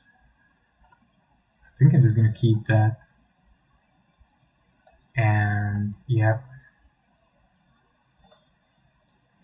I'm worried that I won't get... I will not get another 1-mana spell, even though there are many in the deck. Yeah, well... okay, Phoenix is back. So we hit for 6 and my opponent doesn't have a board. That's good. Next turn we can iterate. Is it good? I guess it's the best I can do. Shoreline Scout. Yeah, June was fun. I think I'll delete it. I don't think I want to work more on this deck because it seems to me that it just doesn't quite have the punch in this form in which I constructed the deck. So I think I don't necessarily want to hang on to it. Ooh, look at the opponent being a smarty. Being a big smarty. Very, very smart and dangerous guy. I hope they can't kill me from 15. Nor can they remove at least 2 of my creatures. If they can't, then this one is in the... Yeah? Ooh, tricky. What are you up to, opponent? What are you up to? Or maybe he has the Merfolk which taps something and makes a card lose its special abilities. Actually, I could just get back the Ox if I do that, right?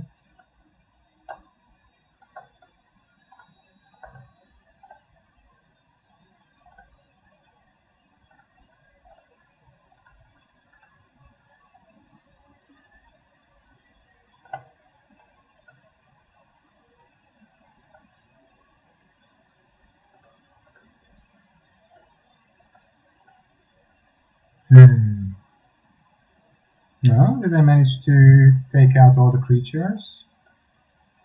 No. It should still be 4 types. No? Land, creature, instant, and sorcery.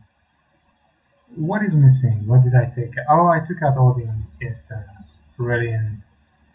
Brilliant. Beautifully well done. I might still win, that's the funny bit about it. I don't think they're gonna get flyers, and at this point tapping any of my creatures doesn't help either. Okay. Yep, that's good. Vault can be good. Getsugu. They have a few things, few tiny things, but not that many.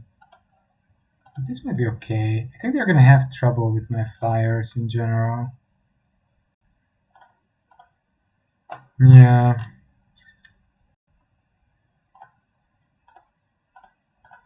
Peers can catch out a Coco though. That's true. Catching out a Coco is pretty darn good.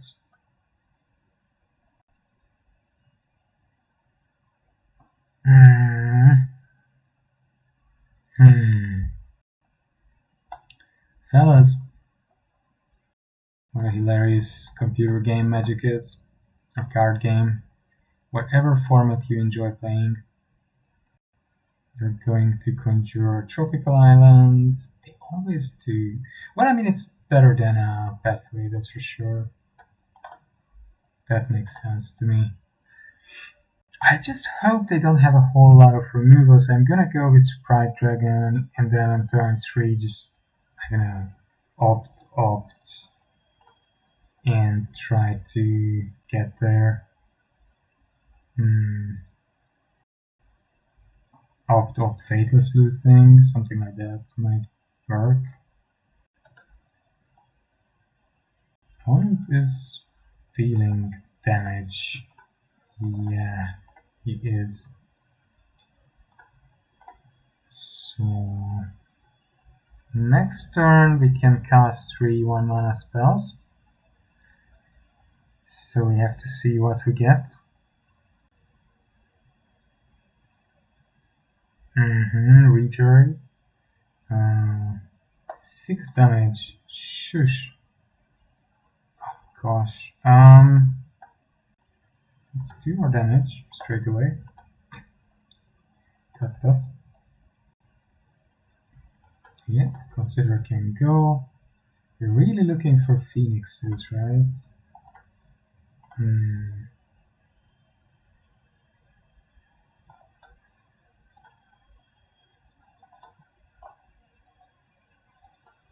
Another opt.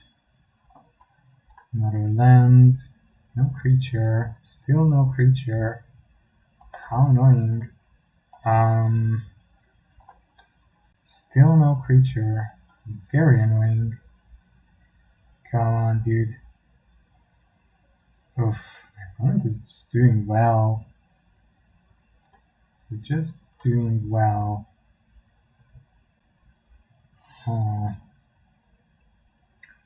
I'm in growing trouble.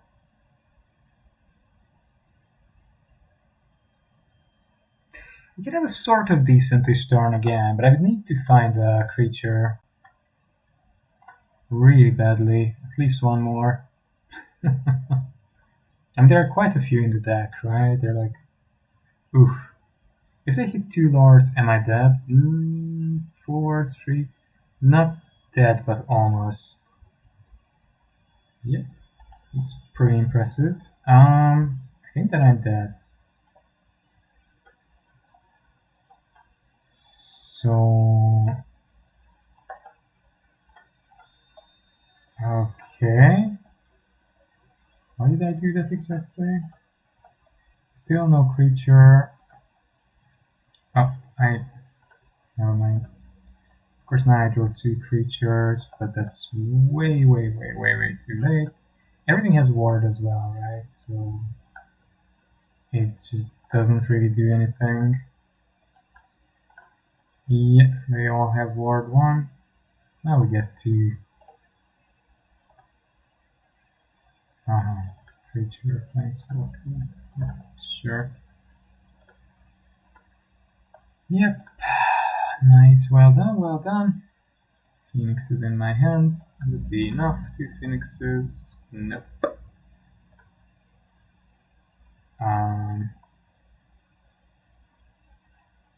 Yeah, I can't block.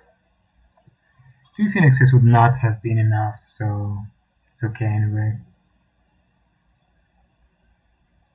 Yep, opponent overran us. Well done.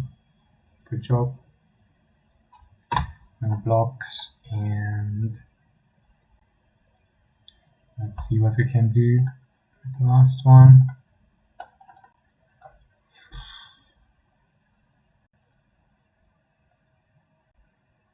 Maybe Braid is good, Curse is good. Sprite Dragon might be okay. Crackling might also do a good job.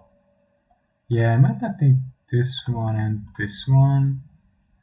But some chunks I do need, probably. Maybe I do need more lands. It's too situational for this deck. Against this deck. Spell Pierce. Basically the only spell we really want to spell Pierce is Coco, and yeah, we have to draw it and they have to have it, so things have to line up in a way that's too specific. So this one is interesting. Merfolk has been on the top in the past few months. Many people took it to #1 in Mythic. I think it's a deck that can be extremely fast, and it has so many lords and useful abilities, tapping creatures, giving creatures ward. Island Walk is very good in the current meta. That it's just very nice. To be honest, I still don't like. I understand that the person who won the last weekend's championship, the Kamigawa Championship, one of the pros, maybe Alikasis, or I'm not sure if it was him, but anyway, the pro who won it, he played black so as to have Hidatsugu in the sideboard.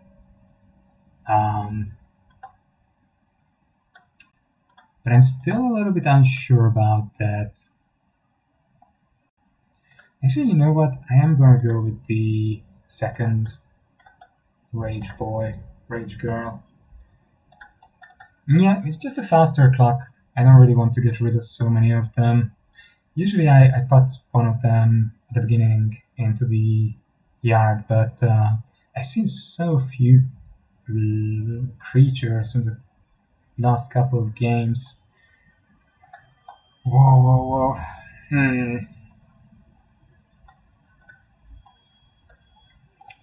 But I'm a little bit actually hurt by black at the moment. Yeah. So I need to counter Sweden, basically. That's why we have Mystical Dispute here. Otherwise, I'm probably gonna amass a pretty significant disadvantage. Okay. Are you gonna try? Good, thank you. Thank you.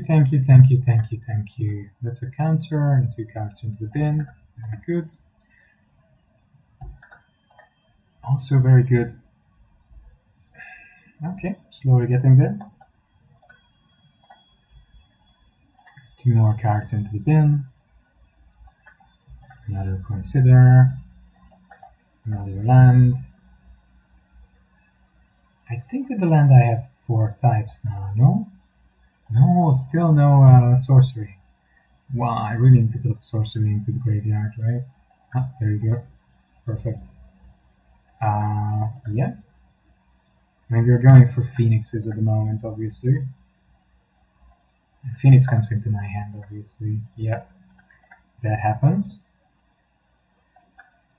That happens, my friend. That sometimes happens. Wow. 2 Phoenix into the hand. This is a bit perverted. Same as in the previous game. Exactly the same. How? How, dude? Oh, of course. And the opponent top decks an ooze, and is gonna eat my 2 Phoenixes. Beautiful. Luckily it doesn't matter because I have lethal, I think, even if they eat 2. Not necessarily though. They might be able to get rid of enough things, like enough sorceries or lands. That would be disastrous. Yeah. Yeah, I only have 2 sorceries, I think. So if you eat those 2, or if they eat only 2 lands, so they could eat the lands. Either way, they're good. And I can't play any of the cards because out of 22 there have been 5 lands so far. Of course. Yep, he's gonna go for the lands. So one of my DRCs, Darcy's, is going to die. And they're gonna get 6 damage. Take 6 damage. Next turn they can exile 4 creatures. Move up to 5. If I top deck a land, I'm good. If I top deck some kind of decent spell, I'm good. Yeah, he should eat the 4 creatures. I mean, that's his only chance, basically. He can eat 5 creatures, and then he's okay. If he eats his own Swillen and my 3 Darcies and my Sprite Dragon, then he took out all the creatures from my grave. So I definitely can't reactivate Darcy again. And he would also be in a very, very good position to gain exactly enough life to ruin my lethal. That was a very opportune draw on my opponent's part. He drew the extra land he needed. We drew 3 creatures in a row into our hands. It's, well, you know, it is what it is. Oh, hallelujah. Hallelujah. That's good. That's good. That's gonna help. They can go up to 6, but we're gonna be okay. A-okay. Ooh, that would be nice as well, but... You can go up to 6, but...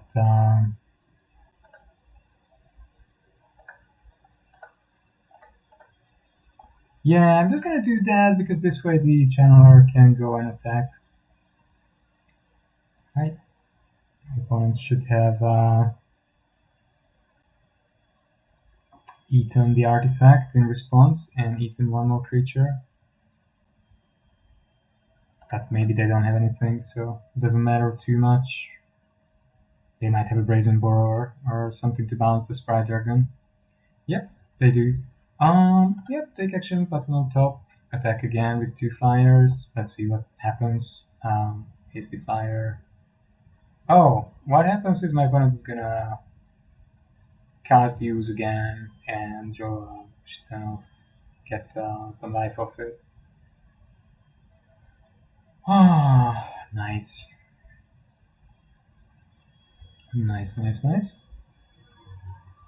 Yeah, Ooze is putting in work here. My opponent is going to meditate half an hour again. What to eat with the Ooze. Sure. Okay. We're not going to attack with the Darcy because they can just eat the last Darcy and then kill the Darcy as a 1/1. Oh, it has to attack. Oh. For frankness' sake. Yep. It's not enough that I had horrible draws.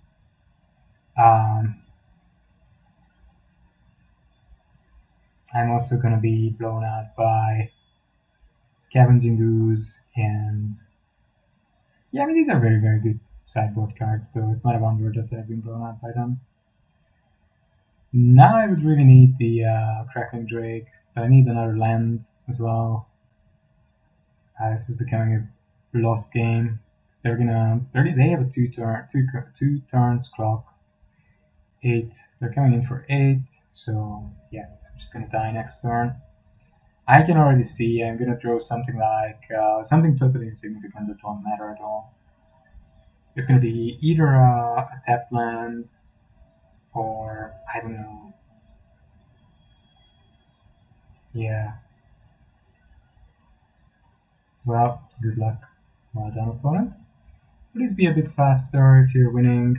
Don't make people wait so long unnecessarily. Obviously, they don't have anything. You can do that at any point. You need to wait until this point in the game. The only thing that could help us would be an expressive iteration, and then somehow, yeah, but we don't get it obviously. Why would we, my friend? Why would we? Opponent is gonna sit a bit more under ooze. I'm gonna finally find. This is a bit perverted. This is a little bit perverted, the way this played out. Ridiculous nonsense. Uh-huh. Okay.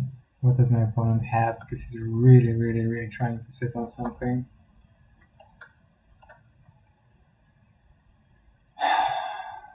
Hmm.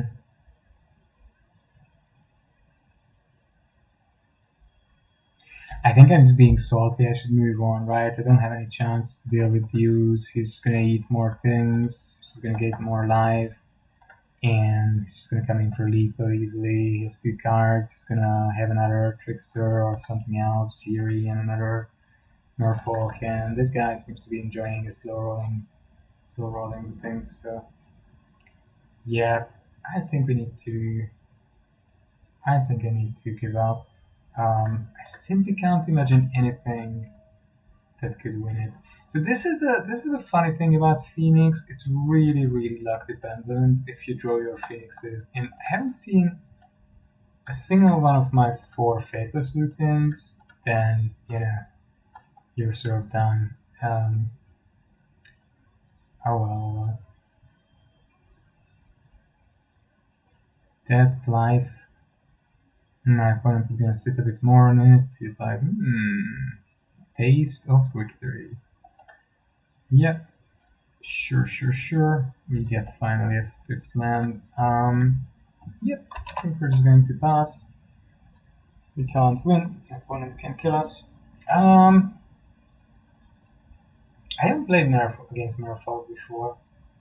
It's a tough matchup. Wow. They're still losing. Okay. No, that's okay. Right. Let them have their fun. It's something I don't like to do usually. To be honest, the thing why I don't like to concede too often is I'm always worried that there's sort of like statistics of people who always concede and don't play out their games. I'm pretty sure. Um, pretty sure that's somehow tracked because otherwise it's easy to create like maybe a fake account and abuse it for coins or something. Um, yeah, good game, opponent. Well done with the sideboarding. They had the tools to fight my deck. And that's it for today. I really enjoyed it. It's been fun to have you all, and I'm going to stop for today and say goodbye. Take care. Have a good night.